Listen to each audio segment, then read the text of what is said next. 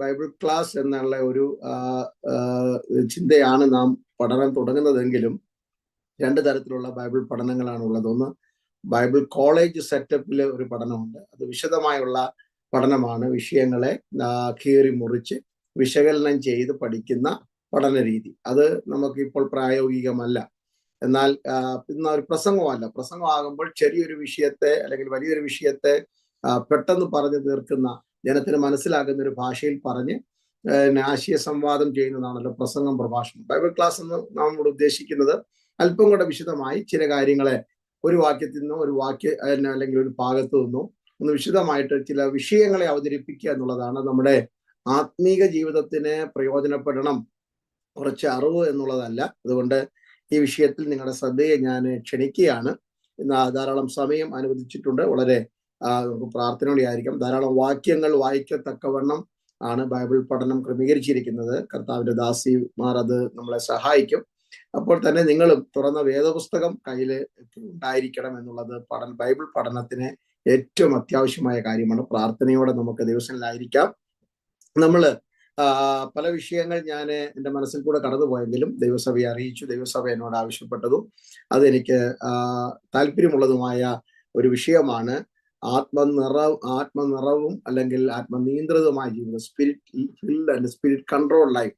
അതിനാസ്പദമാക്കി നാം വായിക്കുന്ന വേദഭാഗം എഫേസ് ലേഖനം 5-ാം അധ്യായത്തിന്റെ 18 മുതൽ 21 വരെയുള്ള വാക്യങ്ങളാണ്. ഈ ദിവസങ്ങളെല്ലാം നാം അത് ആവർത്തിച്ചു വായിച്ച് കേൾക്കും. അപ്പോൾ തന്നെ നമുക്കത് മനഃപ്പാഠമാക്കാൻ, ഹൃദയസ്ഥമാക്കാനുള്ള അവസരം കൂടെ ഉണ്ടായിരിക്കും. എഫേസ് ലേഖനം 5-ാം അധ്യായത്തിന്റെ 18 മുതൽ 21 വരെയുള്ള വാക്യങ്ങൾ വായിച്ചിട്ട് ഞാൻ മുഖവരയോടുകൂടെ ഈ ശുശ്രൂഷ ആരംഭിക്കുവാൻ കർത്താവിൽ ശരണപ്പെടുന്നു. ഒരിക്കൽ കൂടി എല്ലാവർക്കും സ്നേഹ വന്ദനം അറിയിക്കുന്നു. നമുക്ക് വായിക്കാം. എഫേസർ 5-ന്റെ 18 മുതൽ 21 വരെ. വീഞ്ഞു കുടിച്ച് മത്തരാകരുത്, അതിനാൽ ദുർനടപ്പുണ്ടാകുമല്ലോ. ആത്മാവ് നിറഞ്ഞവരായി സങ്കീർത്തനങ്ങളാലും സ്തുതികളാലും ആത്മീക ഗീതങ്ങളാലും തമ്മിൽ സംസാരിച്ചും നിങ്ങളുടെ ഹൃദയത്തിൽ കർത്താവിന് പാടിയും കീർത്തനം ചെയ്തും നമ്മുടെ കർത്താവായ യേശുക്രിസ്തുവിന്റെ നാമത്തിൽ ദൈവവും പിതാവുമായവന് എല്ലായ്പ്പോഴും എല്ലാറ്റിനു വേണ്ടിയും സ്തോത്രം ചെയ്തുകൊള്ളുവീൻ. ക്രിസ്തുവിന്റെ ഭയത്തിൽ അന്യോന്യം കീഴ്പ്പെട്ടിരിപ്പീൻ. ഒരു ആത്മനിറവിൻ ജീവിതത്തിന്റെ അനന്ത സാധ്യതകൾ അല്ലെങ്കിൽ possibilities of A spiritual life എന്നുള്ളതാണ് ഈ പഠനത്തിന്റെ കേന്ദ്ര വിഷയം. അപ്പൊ ആത്മനിറവിൻ ജീവിതം എങ്ങനെയായിരിക്കും, അതിന്റെ ചില ചിന്തകളാണ് ഈ എഫേസ് ലേഖനം 5-ാം അധ്യായത്തിന്റെ 18 മുതൽ 21 വാക്യങ്ങളിൽ നിന്ന് പ്രധാനമായും 6 കാര്യങ്ങളാണ് എനിക്ക് നിങ്ങളോട് ഈ 6 ദിവസം കൊണ്ട് പറയാനുള്ളത്. അതിനോട് ചേർത്ത് പല വിഷയങ്ങളും ആത്മനിറവുമായി ബന്ധപ്പെട്ട് നാം പഠിക്കുവാൻ ഉത്സാഹിക്കുകയാണ്. പരിശുദ്ധാത്മാവിനെ കുറിച്ചുള്ള വിശദമായ പഠനങ്ങൾ നടക്കുന്ന ഒരു കാലഘട്ടമാണ്. ഞാനും ഞങ്ങളുടെ സഭയിൽ തുടർമാനമായി ഇപ്പോൾ എനിക്ക് തോന്നുന്നു ഏകദേശം 6-7 മാസമായി എല്ലാ ഞായറാഴ്ചയും ഞാൻ പ്രസംഗിക്കുന്നത് be filled with Holy Spirit, പരിശുദ്ധാത്മാവിനാൽ നിറയപ്പെടുക എന്നുള്ളതാണ്. അത് നിങ്ങൾക്ക് ആവശ്യമെങ്കിൽ ഞങ്ങളുടെ ചർച്ചിന്റെ വെബ്സൈറ്റിൽ IPC എബ്രോൺ ഒക്കലഹോമ അതിനകത്ത് പോയാൽ കഴിഞ്ഞ ഒക്ടോബർ മാസം മുതൽ ഇടയ്ക്ക് ഞാൻ എന്തെങ്കിലും യാത്രയ്ക്കോ മറ്റാവശ്യങ്ങൾക്കോ പോകുമ്പോഴോ ഒക്കെ ആ മെസ്സേജ് അല്ലായിരിക്കും എന്നേ ഉള്ളൂ. ബാക്കിയെല്ലാം ഇന്നലെ വരെ ഇന്നലെ പകൽ വരെ ഞാൻ പ്രസംഗിച്ചത് പരിശുദ്ധാത്മാവിനാൽ നിറയപ്പെടുക, പരിശുദ്ധാത്മാവിന്റെ ആളത്വം, വ്യക്തിത്വം, പരിശുദ്ധാത്മാവിന്റെ സ്വഭാവം, പ്രവർത്തനം, പരിശുദ്ധാത്മാവിന്റെ ദൈവത്വം, പരിശുദ്ധാത്മാവിനെതിരെയുള്ള പാപങ്ങൾ, ഇങ്ങനെയുള്ള വിശദമായ വിഷയങ്ങൾ ഒരു ട്രാൻസ്ലേറ്റർ ഉള്ള മെസ്സേജ് ആയതുകൊണ്ട് അരമണിക്കൂർ വീതമേ കാണത്തുള്ളൂ. 1 മണിക്കൂർ മെസ്സേജാണ്. അരമണിക്കൂർ ഇംഗ്ലീഷ് ട്രാൻസ്ലേഷനോ അല്ലെങ്കിൽ മലയാളം ട്രാൻസ്ലേഷനോ ഉള്ളത് കൊണ്ടാണ് അങ്ങനെ. എന്നാൽ നിങ്ങൾക്കത് വേണമെങ്കിൽ നിങ്ങൾക്ക് ഞങ്ങളുടെ ആ വെബ്സൈറ്റിൽ പോയാൽ പരിശുദ്ധാത്മാവിനെ കുറിച്ച് ഒരു പ്രസംഗകന്റെ ഭാഷയിൽ ഞാൻ അത് അവതരിപ്പിക്കുന്നുണ്ട്. ഞാൻ പറഞ്ഞു ബൈബിൾ കോളേജിന്റെ സെറ്റപ്പിലുള്ള പഠനമല്ല, എന്നാൽ ഒരു പ്രസംഗകന്റെ ഭാഷയിൽ ഇന്നലെ വരെ ഞാൻ അതാ പ്രസംഗിച്ചു. ഇനിയും ചില ആഴ്ചകൾ, ചില മാസങ്ങൾ കൂടെ ആ പഠനം തുടരുന്നുണ്ട്. മിഡിൽ ഈസ്റ്റ് ക്രിസ്ത്യന്റെ വെബ്സൈറ്റിലും അവരത് അപ്ലോഡ് ചെയ്യുന്നുണ്ട്. നിങ്ങൾക്ക് ആവശ്യമെങ്കിൽ 2024 ഒക്ടോബർ ആദ്യത്തെ ആഴ്ച മുതലാണെന്ന് തോന്നുന്നു പരിശുദ്ധാത്മാവിനെ കുറിച്ചുള്ള ക്ലാസ്സുകൾ അല്ലെങ്കിൽ ഞായറാഴ്ചത്തെ ആരാധനയിൽ പ്രസംഗിക്കുന്നത് നിങ്ങൾക്ക് ശ്രവിക്കാവുന്നതാണ്. അതുകൊണ്ട് ഞാൻ പരിശുദ്ധാത്മാവിന്റെ ആളത്വത്തെക്കുറിച്ചോ വ്യക്തിത്വത്തെക്കുറിച്ചോ ഒന്നും പറയുവാനോ പഠിപ്പിക്കാനോ എനിക്ക് സമയമില്ല. ത്രിയേകത്വം അല്ലെങ്കിൽ അതെല്ലാം ചേർത്ത് പറഞ്ഞു പോകേണ്ടതായതുകൊണ്ടും പ്രബുദ്ധരായ ഒരു കൂട്ടം ആത്മീയ വിശ്വാസികളാണ് എൻ്റെ മുമ്പിൽ വചനം ശ്രവിക്കുന്നതെന്നും ദൈവവചനം നന്നായി ശുശ്രൂഷിക്കപ്പെടുന്ന ഒരു സഭയാണ് നിങ്ങളുടെ സഭയെന്നും എനിക്ക് നല്ല അറിവും ബോധ്യവും ഉള്ളത് കൊണ്ട് പിന്നെ ബാലപാഠങ്ങളെ കുറിച്ചുള്ള നിങ്ങളുടെ അറിവിന്റെ മുകളിൽ പരിശുദ്ധാത്മാവ് നമ്മോട് സംസാരിക്കട്ടെ എന്ന് ഞാൻ കർത്താവിൽ ശരണപ്പെടുകയാണ്. ആത്മനിറവിന്റെ ജീവിതം എന്നുള്ളൊരു വലിയൊരു ചിന്ത തന്നെയാണ്. ആത്മാ നിയന്ത്രിത ജീവിതം, ഇത് രണ്ടും കൂടെ ചേർന്നാണ് നമ്മൾ പഠിക്കുന്നത്. അതുകൊണ്ട് ഞാനത് സെപ്പറേറ്റ് ചെയ്യുന്നില്ല. പരിശുദ്ധാത്മാവിനാൽ നിറയപ്പെട്ട ഒരു വ്യക്തി പരിശുദ്ധാത്മാവിനാൽ നയിക്കപ്പെടുന്നവനായിരിക്കും. ഇല്ലെങ്കിൽ അതിനെ നമുക്ക് ആത്മനിറവെന്ന് പറയാൻ പറ്റത്തില്ല. ആത്മനിറവും ആത്മനിയന്ത്രണം, spirit fill and spirit control life has to go together.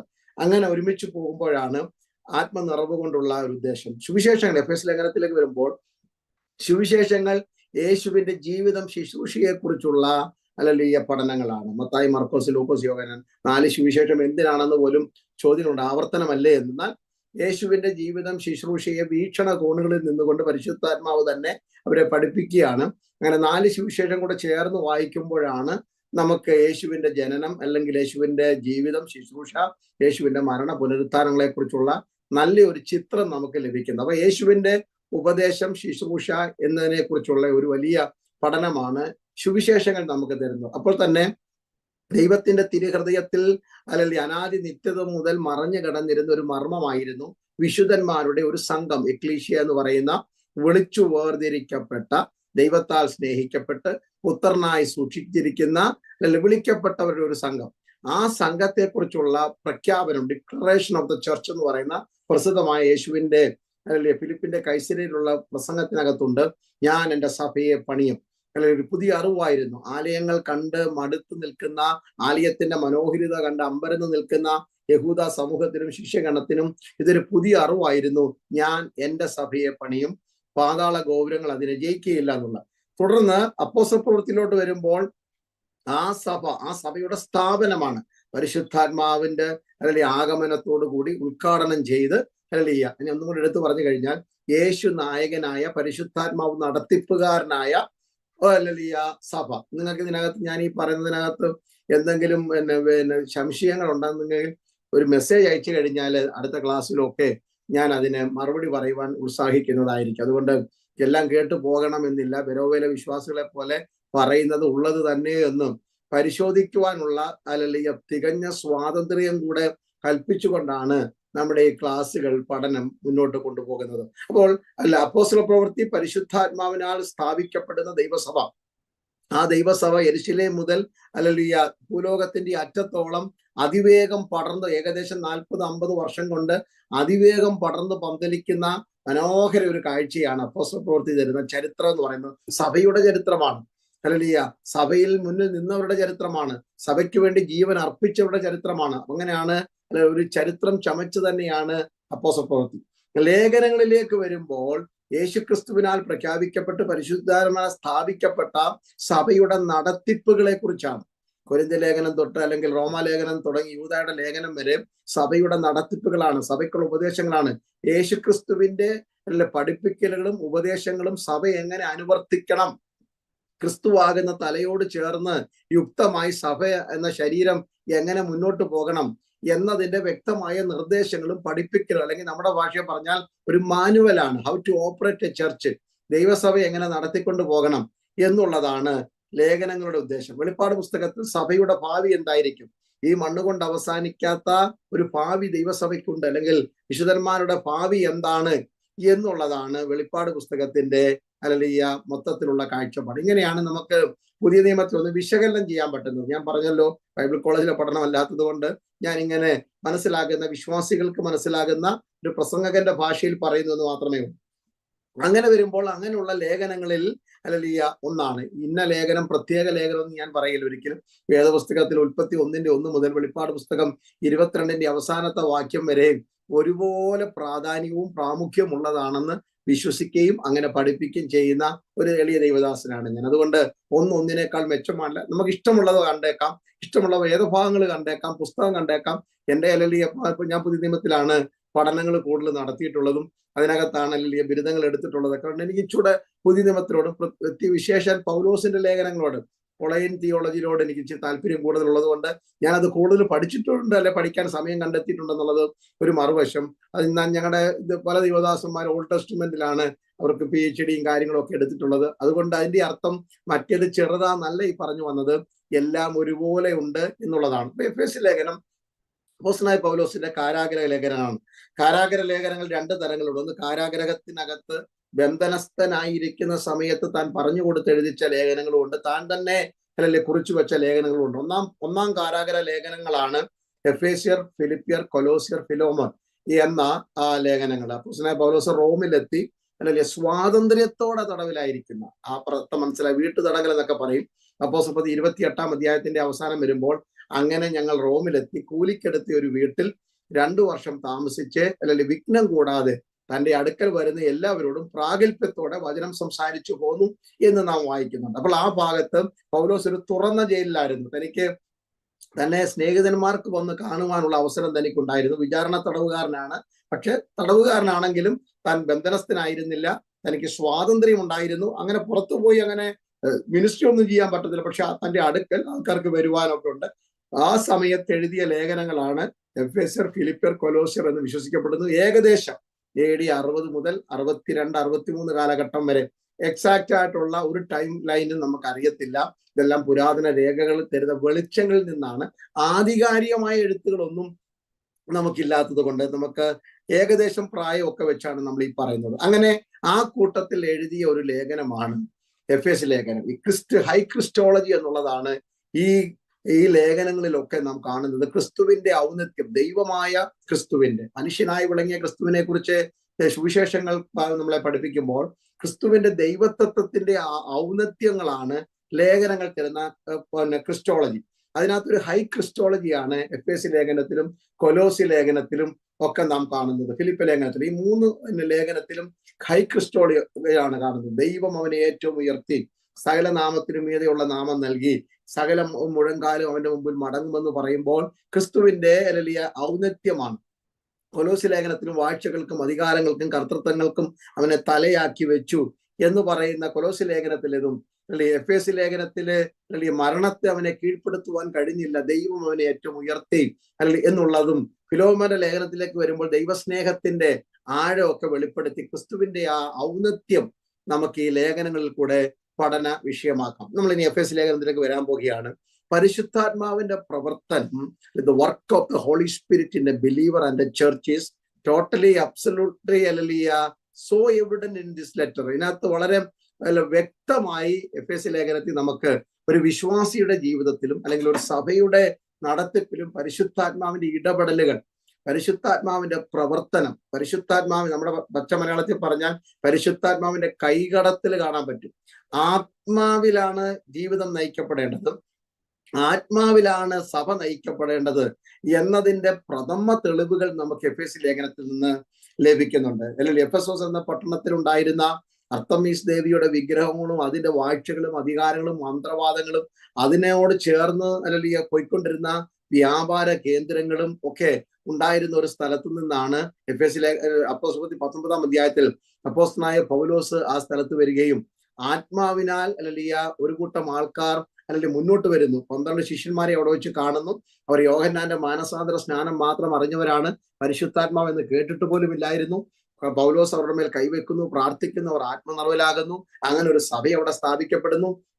വലിയൊരു 3 വർഷം പൗലോസ് അവിടെ താമസിച്ച് വചനം പഠിപ്പിക്കുന്നു. അത് നിമിത്തം അല്ലെങ്കിൽ പട്ടണത്തിൽ വലിയ കലഹം ഉണ്ടാകുന്നു. അല്ലെങ്കിൽ അവിടെ ദെമേത്രിയോസ് എന്നൊരു തട്ടാന്റെ നേതൃത്വത്തില് വലിയ പ്രശ്നങ്ങളൊക്കെ ഉണ്ടായത്. എഫെസോസിലെ കലഹം, റൈറ്റ് ഇൻ എഫെസോസ് എന്നൊക്കെ പറയുന്നത് അപ്പോസ്തലപ്രവൃത്തിയിലെ വലിയ വിഷയമാണ്. അങ്ങനെ പൗലോസിന്റെ ആ വിഷയം നമുക്കറിയാം. അങ്ങനെ 50,000 വിലയുള്ള വെള്ളിക്കാശിന്റെ വിലയുള്ള മന്ത്രവാദ പുസ്തകങ്ങളൊക്കെ അവിടെ കത്തിച്ചാമ്പലായിപ്പോയി അനേകർ വിശ്വാസത്തിന് അതീതനായിത്തീരുന്ന ഒരു കാഴ്ചയാണ്. അപ്പം അന്ധകാരത്തിൽ നിന്ന് അത്ഭുത പ്രകാശത്തിലേക്ക് വിളിക്കപ്പെട്ട ഒരു കൂട്ടം വിശുദ്ധന്മാരുടെ സംഘമാണ് എഫെസോസ് സഭയിലുള്ളത്. പൗലോസിന് ശേഷം തിമത്തിയോസ്, പിന്നീട് അവസാനമായി യോഹന്നാനും ഒക്കെ അവിടെ പാസ്റ്ററായിരുന്ന ചരിത്രങ്ങൾ നമുക്ക് നന്നായിട്ട് അറിയാം. അപ്പൊ എഫെസോസ് സഭയെ കുറിച്ച് ഈ എഫേസ് ലേഖനത്തിന്റെ ആകെ തത്വം ഇത്രയേ ഉള്ളൂ. വിശുദ്ധന്മാർ അവരുടെ വില അറിയാതെ ജീവിക്കരുത്, അവരുടെ മൂല്യം അറിയാതെ ജീവിക്കരുത്. നിങ്ങളെ വിളിച്ചു വേർതിരിക്കപ്പെട്ട് ദൈവരാജ്യത്തിന് നിങ്ങളെ ഓഹരിക്കാരാക്കി, അല്ലെങ്കിൽ എഫേസ് ലേഖനം 1-ാം അധ്യായത്തിൽ തുടങ്ങുമ്പോൾ സ്വർഗസ്ഥലങ്ങളിൽ നിങ്ങളെ ഇരുത്തിയിരിക്കുമ്പോൾ നിങ്ങൾ നിങ്ങളുടെ വിലയും നിലയും നിലവാരവും അറിയാതെ ജീവിക്കരുത്. ആത്മീയ സമ്പന്നത മറന്നുപോയ ഒരു കൂട്ടം വിശ്വാസികളെ അവരുടെ ആത്മീക സമ്പന്നതയുടെ കാഴ്ചപ്പാടിലേക്ക് മടക്കി കൊണ്ടുവരുവാനാണ് പൗലോസ് എഫെസ്യ ലേഖനം ഉപയോഗിക്കുന്നത്. ആ എഫെസ്യ ലേഖനത്തിനകത്ത് എങ്ങനെയാണ് പരിശുദ്ധാത്മാവ് വ്യക്തികളിൽ പ്രവർത്തിക്കുന്നത്, എങ്ങനെയാണ് സഭയെ നയിക്കുന്നത് എന്നുള്ള വലിയ ചിന്തകൾ കാണാം. 6 അധ്യായത്തിലെ ആ ചിന്തകൾ മുഖവരയായി പറഞ്ഞിട്ടാണ് നമ്മൾ ഈ 5-ാം അധ്യായത്തിലേക്ക് പഠനത്തിലേക്ക് വരാൻ പോകുന്നത്.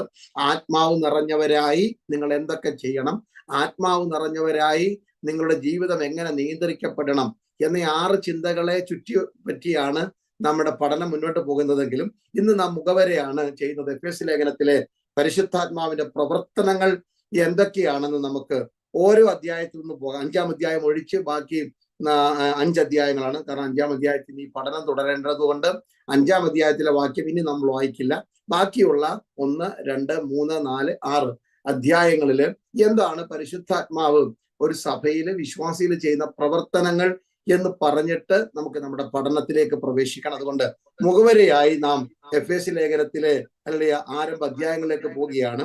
1-ാം അധ്യായത്തിന്റെ 13 മുതൽ 14 വരെയുള്ള വാക്യങ്ങൾ. 1-ാം അധ്യായം എഫെസ്യൻസ് ചാപ്റ്റർ 1 verse 13 and 14. അവനിൽ നിങ്ങൾക്കും നിങ്ങളുടെ രക്ഷയെക്കുറിച്ചുള്ള സുവിശേഷം എന്ന സത്യവചനം നിങ്ങൾ കേൾക്കുകയും അവനിൽ വിശ്വസിക്കുകയും ചെയ്തിട്ട് തന്റെ സ്വന്തം ജനത്തിന്റെ വീണ്ടെടുപ്പിന് വേണ്ടി തന്റെ മഹത്വത്തിന്റെ പുകഴ്ചയ്ക്കായിട്ട് നമ്മുടെ അവകാശത്തിന്റെ അച്ചാരമായ വാഗ്ദത്തത്തിന് പരിശുദ്ധാത്മാവിനാൽ മുദ്രയിട്ടിരിക്കുന്നു. ഇവിടെ എഫെസ്യ ലേഖനം 1-ാം അധ്യായത്തിൽ നിങ്ങളുടെ എനിക്ക് തോന്നുന്നത് ഒന്നൊന്ന് ശ്രദ്ധിച്ചോണേ, ആ എക്കോ ഉണ്ട്. എഫെസ്യ ലേഖനം 1-ാം അധ്യായത്തിൽ പരിശുദ്ധാത്മാവിനാൽ നമ്മൾ മുദ്രയിടപ്പെട്ടിരിക്കുന്നു. We are sealed by the Holy spirit.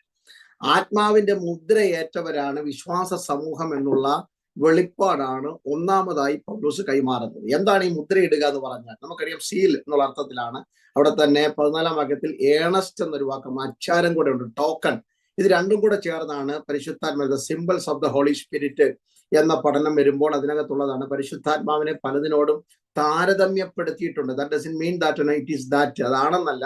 ഞങ്ങളിപ്പോൾ സഭയിൽ പഠിച്ചുകൊണ്ടിരിക്കുന്നത് പരിശുദ്ധാത്മാവിന്റെ symbols of the Holy Spirit, പരിശുദ്ധാത്മാവിനെ സാദൃശ്യങ്ങളാണ്, സാദൃശ്യം ഒരിക്കലും അല്ലീയ അതിനോട് തന്നെ തത്തുല്യം പോലും അല്ല, പക്ഷെ സാദൃശ്യമാണ്. കണ്ടാൽ അങ്ങനെയൊക്കെ തോന്നും, ഏകദേശം എന്നൊക്കെ പറയുന്ന സ്വഭാവ വിശേഷങ്ങളാണ്. പരിശുദ്ധാത്മാവിനെ വേദപുസ്തകത്തിൽ എണ്ണയോട് സദൃശ്യപ്പെടുത്തിയിട്ടുണ്ട്.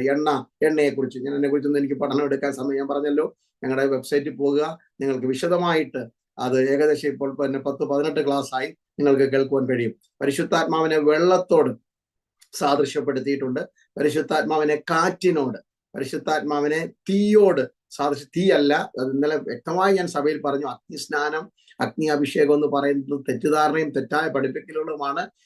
പരിശുദ്ധാത്മാവ് എന്നൊരു പദം അതിനകത്തില്ല, അഗ്നി തന്നെയാണ്. അതിനെക്കുറിച്ച് ഞാൻ വിശദമായിട്ട് വിശദീകരിക്കുന്നില്ല. അപ്പം അഗ്നിയോട് സാദൃശ്യപ്പെടുത്തിയിട്ടുണ്ട്, അതിന്റെ സ്വഭാവ വിശേഷങ്ങളോട്.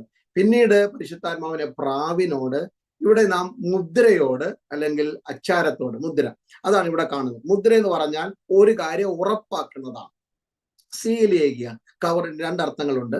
മുദ്രയും സീലിന് 2 അർത്ഥങ്ങളുണ്ട്. നമുക്കറിയാവുന്ന കേരള ഭാഷയിൽ പറഞ്ഞു കഴിഞ്ഞാൽ നമ്മളൊരു കവർ, പഴയ കാലത്ത് ഇൻലാൻഡ് ആയിരുന്നു, അല്ലെങ്കിൽ ഇന്ത്യക്കകത്തൊക്കെ കത്തയക്കുന്നത് ഇൻലാൻഡും ഇന്ത്യക്ക് പുറത്തയക്കുന്നതിന് എയർമെയില് എന്നൊക്കെ നിങ്ങൾക്ക് ഓർമ്മയുണ്ടല്ലോ. പഴയ കാലത്ത് കത്തെഴുതിയവർക്കൊക്കെ അറിയാൻ പറ്റും എന്നെ. അപ്പൊ അതുകൊണ്ട് അതിനകത്തൊരു പശ തേച്ചിട്ടുണ്ട്.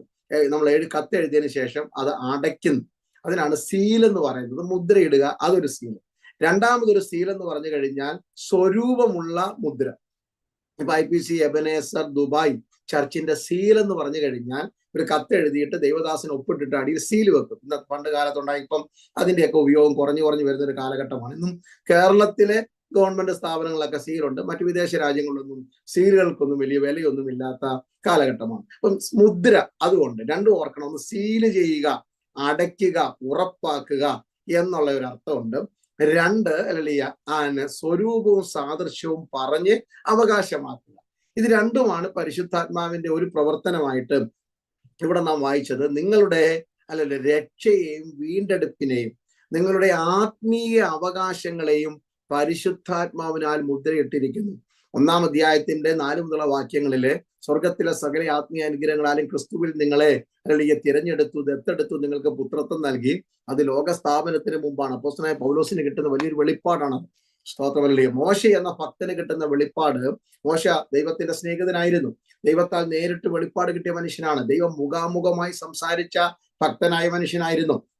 സാധാരണ പ്രവാചകന്മാരോടോ അല്ലെങ്കിൽ ദർശകന്മാരോടോ ദൈവം സ്വപ്നത്തിലോ ദർശനത്തിലോ സംസാരിക്കും, അരുളപ്പാടായിട്ട്. എന്നാൽ മോശയോടുള്ള വിഷയത്തിൽ ദൈവം നേരിട്ട് പറയുന്നുണ്ട്.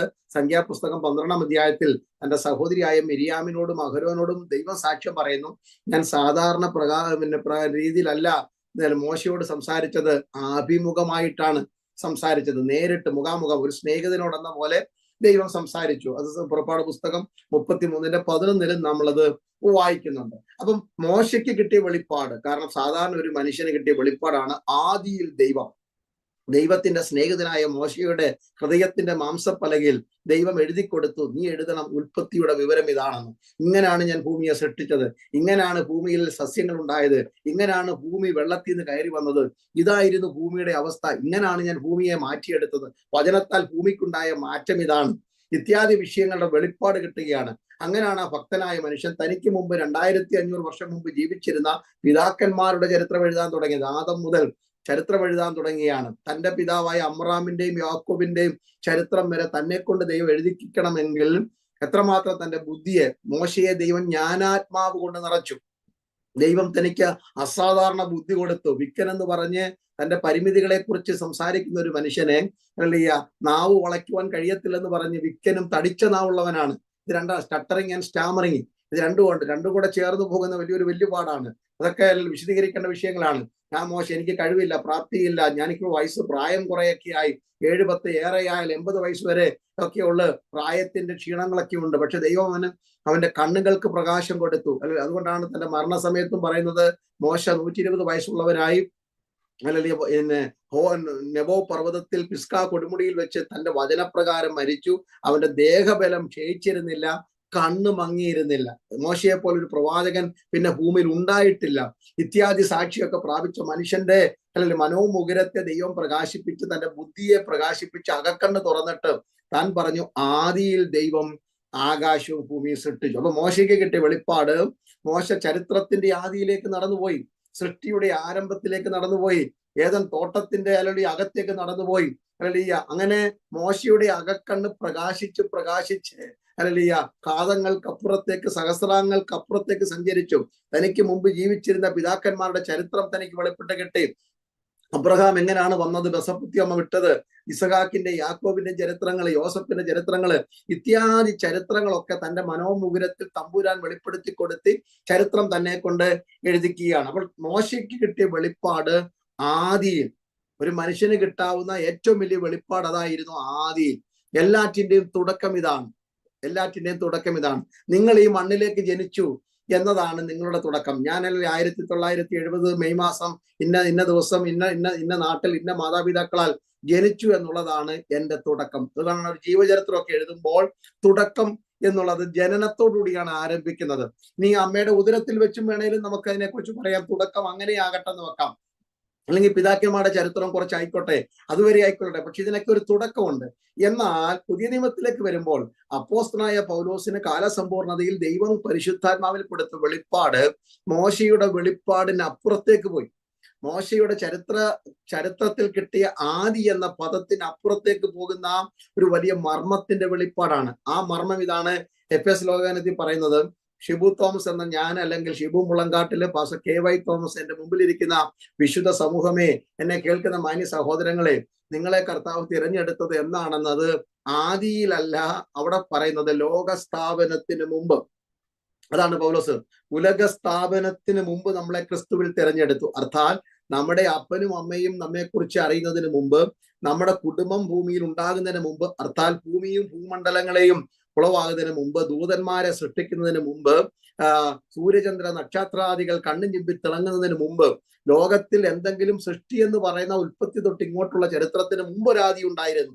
അത് ദൈവം, പിതാവായ ദൈവം, പുത്രനായ ദൈവം, പരിശുദ്ധാത്മാവാം ദൈവം മാത്രമുണ്ടായിരുന്ന ഒരു ആദി. അതിനാണ് അനാദി നിത്യത, അല്ലെങ്കിൽ അന്തമില്ലാത്ത ആദി, തുടക്കമില്ലാത്ത ആദി എന്നൊക്കെ പറയുന്നത്. ആ ദൈവത്തിന് അന്ന് ആ ആദിയിൽ ഞാനും നിങ്ങളും ദൈവത്തിന്റെ തിരുഹൃദയത്തിൽ ഉണ്ടായിരുന്നു എന്നുള്ള ഒരു വെളിപ്പാടാണ് പൗലോസ് പങ്കുവെക്കുന്നത്. ഇന്ന് രാത്രി എനിക്ക് അത് പറഞ്ഞങ്ങ് ആവേശത്തോടെ പ്രസംഗിച്ചാൽ കൊള്ളാവുന്ന ഒരു ശുശ്രൂഷയുടെ പ്രസംഗനായതുകൊണ്ട് അത് പറഞ്ഞങ്ങ് എഴുന്നേറ്റ് നിന്ന് പ്രസംഗിച്ചാൽ കൊള്ളാവുന്ന എനിക്കുണ്ട്. കാരണം എന്നെയും നിങ്ങളെയും ദൈവം തിരഞ്ഞെടുത്തത് ലോകസ്ഥാപനത്തിന് മുമ്പാണ്.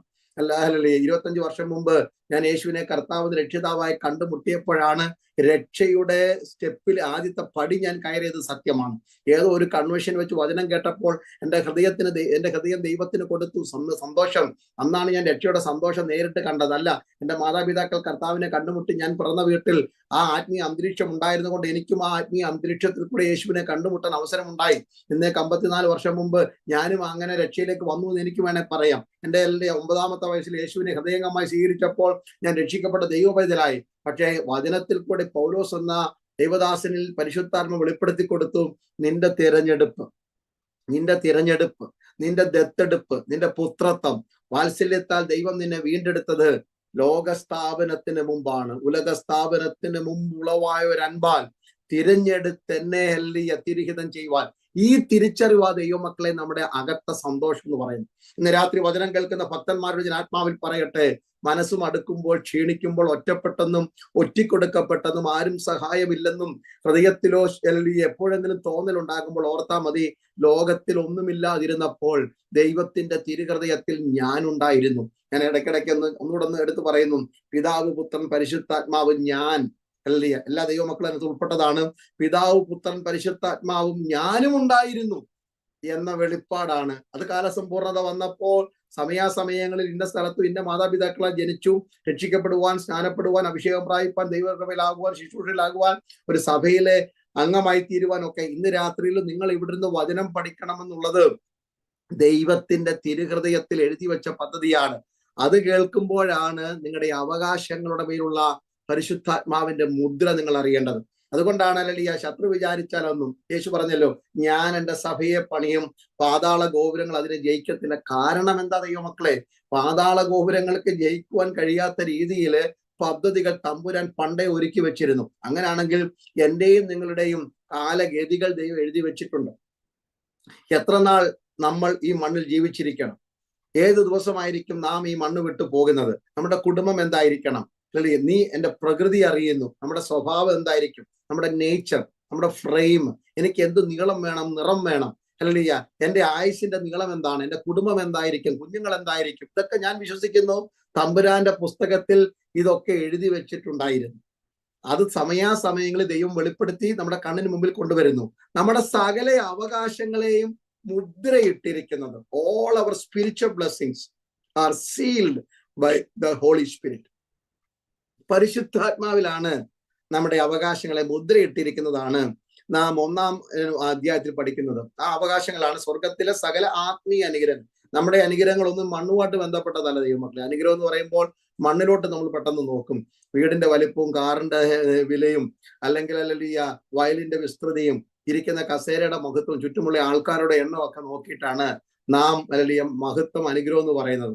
അതൊന്നും അനുഗ്രഹമൊന്നുമല്ല. അനുഗ്രഹം എന്ന് പറഞ്ഞു കഴിഞ്ഞാൽ ദൈവത്താൽ ലഭിക്കുന്നത് അനുഗ്രഹം, സ്വർഗത്തിലെ സകല ആത്മീയ അനുഗ്രഹം, all the spiritual blessing in the heavenly places. അത് വിശദീകരിക്കാൻ മുന്നോട്ട് പോകുമ്പോൾ നമുക്ക് ആ ഭാഗങ്ങളൊക്കെ സ്പർശിക്കേണ്ടി വന്നേക്കാം.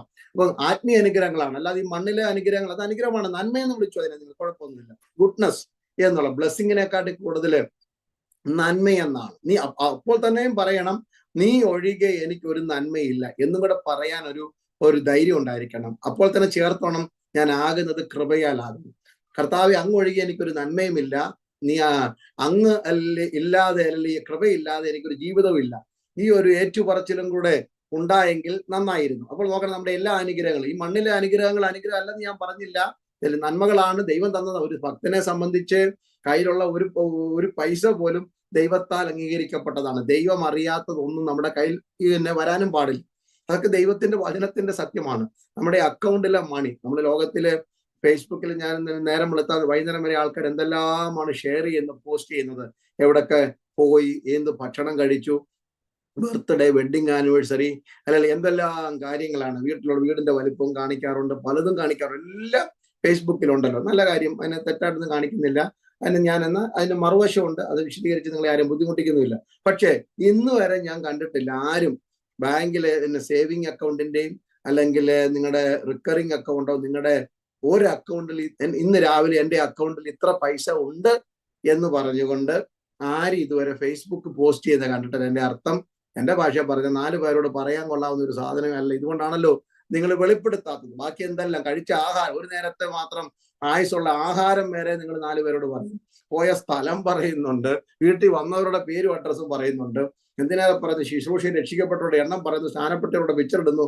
പക്ഷേ ബാങ്ക് അക്കൗണ്ട് മാത്രം ആരും ഇതുവരെ ഒരു ഫേസ്ബുക്കിലും പോസ്റ്റ് ചെയ്യുന്നത് ഞാൻ കണ്ടിട്ടില്ല. അപ്പം ഇതിനോട് നമുക്കും അറിയാം, ഇതും അങ്ങനെ ഇത് നിലനിൽക്കുന്നതൊന്നും അല്ലാത്തത് കൊണ്ട് 4 പേരോട് പറഞ്ഞ് അവരുടെയും കൂടെ അസൂയ പിടിച്ചു വാങ്ങേണ്ട കാര്യമില്ലല്ലോ എന്നായിരിക്കാം. അപ്പം മണ്ണിലുള്ള അനുഗ്രഹമല്ല ഒരു ദൈവപൈതലിനെ സംബന്ധിച്ച് യഥാർത്ഥത്തിൽ അനുഗ്രഹം.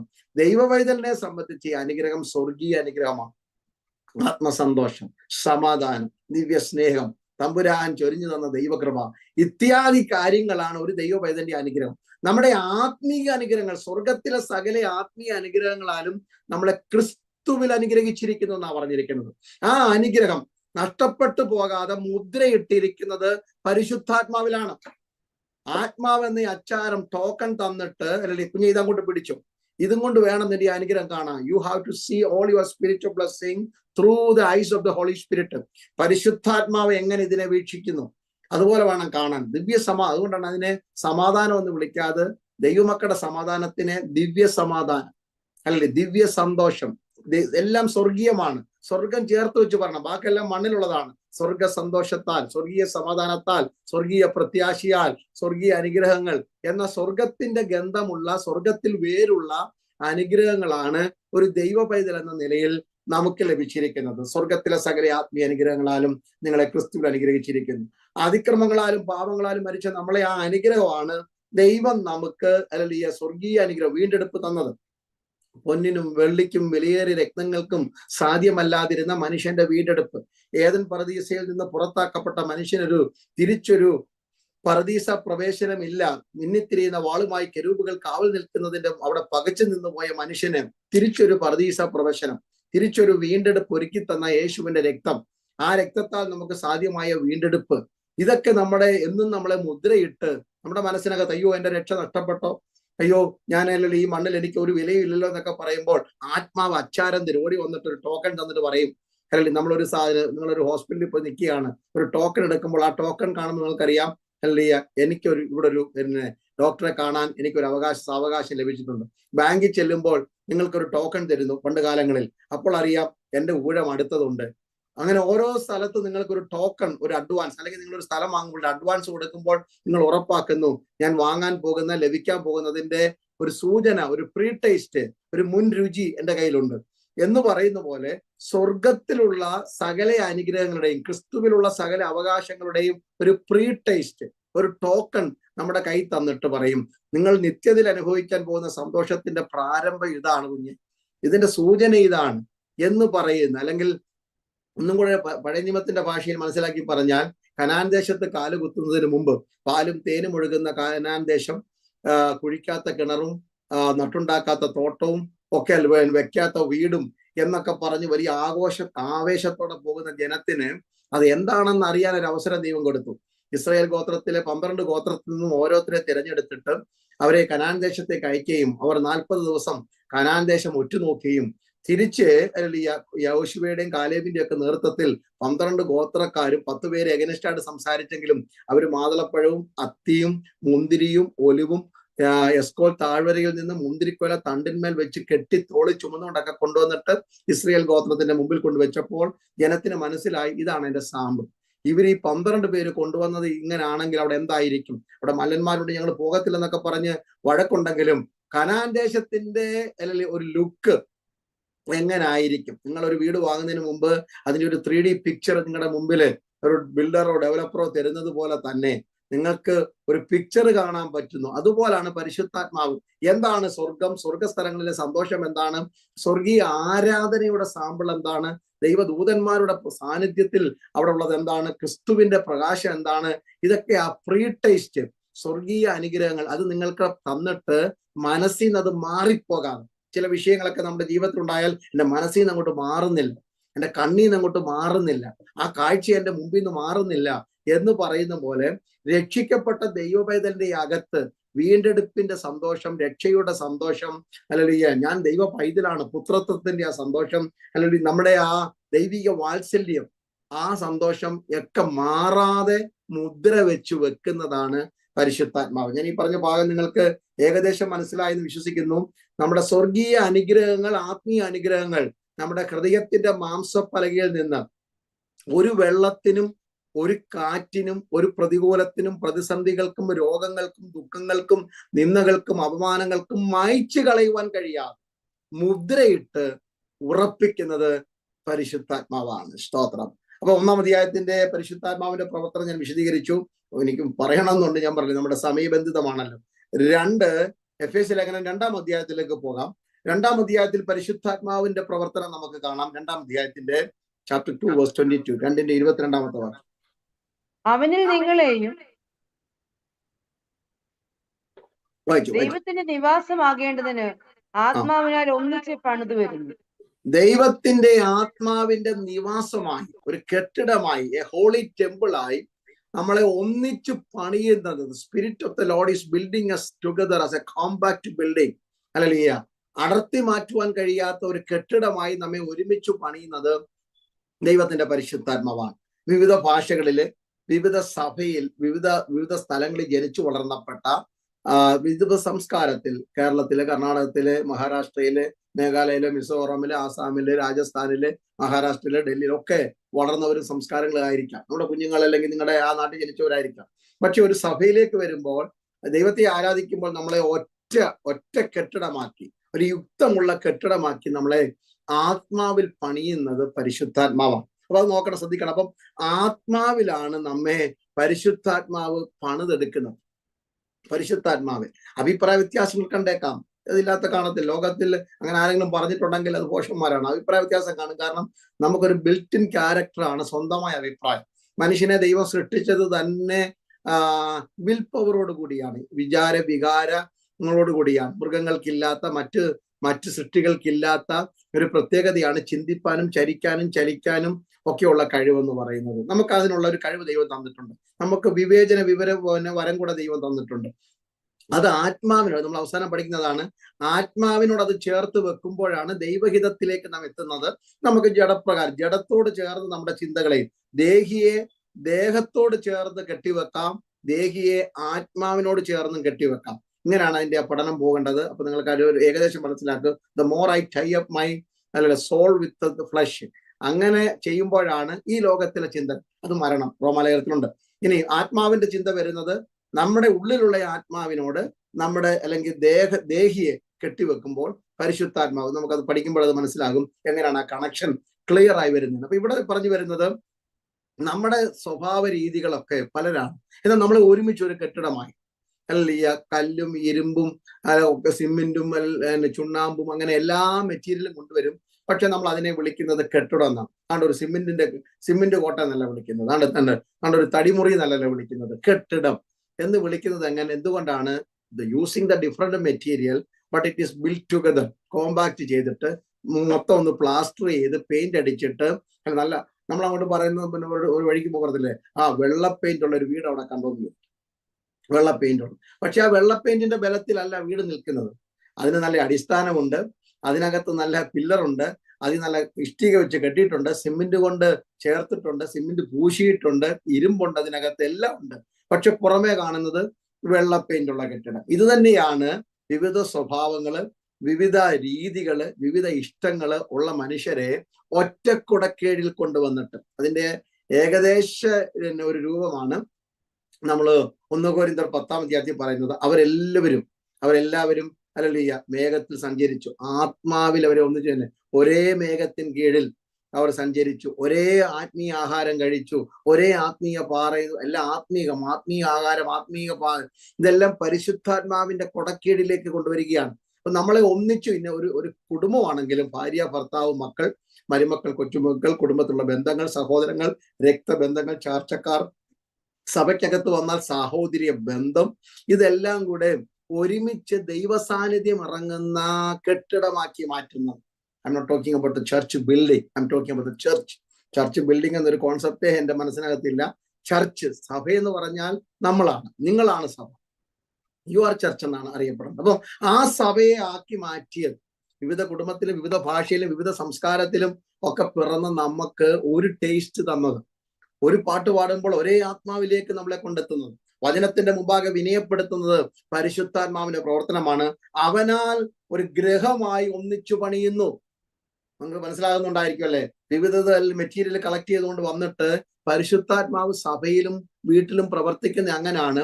Difference of opinion, difference of taste ഇതെല്ലാം മാറ്റിയിട്ട് ഏക ശരീരമായി, ഏകരൂപമായി, ഏക സ്വഭാവമായി, ഏക ആരാധനയായി, ഏക ലക്ഷ്യത്തിലേക്ക്, ഒരേ ലക്ഷ്യത്തിലേക്ക് നമ്മളെ കൊണ്ടെത്തിക്കുന്നത്. അതുകൊണ്ടാണ് 122 സങ്കീർത്തനം 1-ാം വാക്യത്തില് സങ്കീർത്തനക്കാരൻ പറയുന്നത്, യഹോവയുടെ ആലയത്തിലേക്ക് നമുക്ക് പോകാമെന്ന് അവർ എന്നോട് പറഞ്ഞപ്പോൾ ഞാൻ സന്തോഷിച്ചു. എന്താ കാരണം? ഹല്ലേലൂയ. 12 ഗോത്രങ്ങളും ആഘോഷത്തോടെ തമ്മിൽ ഇണക്കിയ നഗരമായി, ഹല്ലേലൂയ, ഒരു കോമ്പാക്ട് സിറ്റിയായി യെരുശലേമിലേക്ക് കൊണ്ടെത്തിയിട്ട്, അങ്ങനെയാണ് ദൈവമക്കളെ സഭയിൽ ഒന്നിച്ചു പണിയപ്പെടുന്നു. അത് പരിശുദ്ധാത്മാവിനെ കഴിയത്തുള്ളൂ. അതുകൊണ്ടാണ് വെളിപ്പാട് പുസ്തകത്തിലെ 7 സഭകൾക്കുള്ള ദൂതിലും അവസാനം കൊണ്ടുവന്ന് പറയുന്ന ഒരു പൊതു സന്ദേശമുണ്ട്. അല്ലേ? ആത്മാവ് പറയുന്നത് ചെവിയുള്ളവൻ കേൾക്കട്ടെ. ഓരോ സഭയോടും പറയുന്നത് അത് തന്നെയാണ്, ഓരോ വ്യക്തികളോടും. അതെ, നിങ്ങളുടെ സഭയിൽ അല്ലെങ്കിൽ ഇന്ന് നിങ്ങളായിരിക്കുന്ന നിങ്ങളുടെ സഭയിലും മുഴങ്ങിക്കേൾക്കേണ്ട ദൈവശബ്ദം അതാണ്. Let each and every one hear the audible voice of the Holy Spirit. പരിശുദ്ധാത്മാവിന്റെ ശബ്ദം ദൈവസഭ കേൾക്കട്ടെ. അത് ദൈവദാസനിൽ കൂടെ, ദൈവദാസിമാരിൽ കൂടെ, പ്രസംഗത്തിൽ കൂടെ, പ്രവചനത്തിൽ കൂടെ, പാട്ടിൽ കൂടെ, പ്രാർത്ഥനയിൽ കൂടെ, ഒരുമിച്ചുള്ള ഈ ആരാധനയിൽ കൂടെ, പ്രബോധനത്തിലൂടെ, സൺഡേ സ്കൂൾ ക്ലാസ്സുകളിൽ, യൂത്ത് ഫെലോഷിപ്പുകളില്, എഴുത്തുകളിൽ കൂടെ ഒക്കെ പരിശുദ്ധാത്മാവിന്റെ ഇമ്പസ്വരം ജനം കേൾക്കണം. എങ്കിലേ നമ്മളെ ഒന്നിച്ചു പണിയാൻ കഴിയത്തുള്ളൂ. അപ്പൊ ആത്മാവിലാണ് നമ്മെ ഒരുമിച്ച് നിർത്തുന്നത്. Unbreakable bond of love that happens to the Holy Spirit. ആത്മാവിന്റെ ചങ്ങലയാലാണ് നമ്മളെ ചേർത്ത് ബന്ധിച്ച് നിർത്തിയിരിക്കുന്നത്, കണ്ണിയായി ചേർത്ത് നിർത്തിയിരിക്കുന്നത്. ആ കാര്യം നിങ്ങൾ ഓർക്കുക. 3-ാം അധ്യായത്തിലേക്ക് വരുമ്പോൾ, 3-ാം അധ്യായത്തിലെ പരിശുദ്ധാത്മാവിന്റെ വിശ്വാസികളോട് സഭയോടുള്ള ബന്ധത്തിലെ പ്രവർത്തനം ചാപ്റ്റർ 3:16 ആണ്. 3:16 വാക്യമാണ്.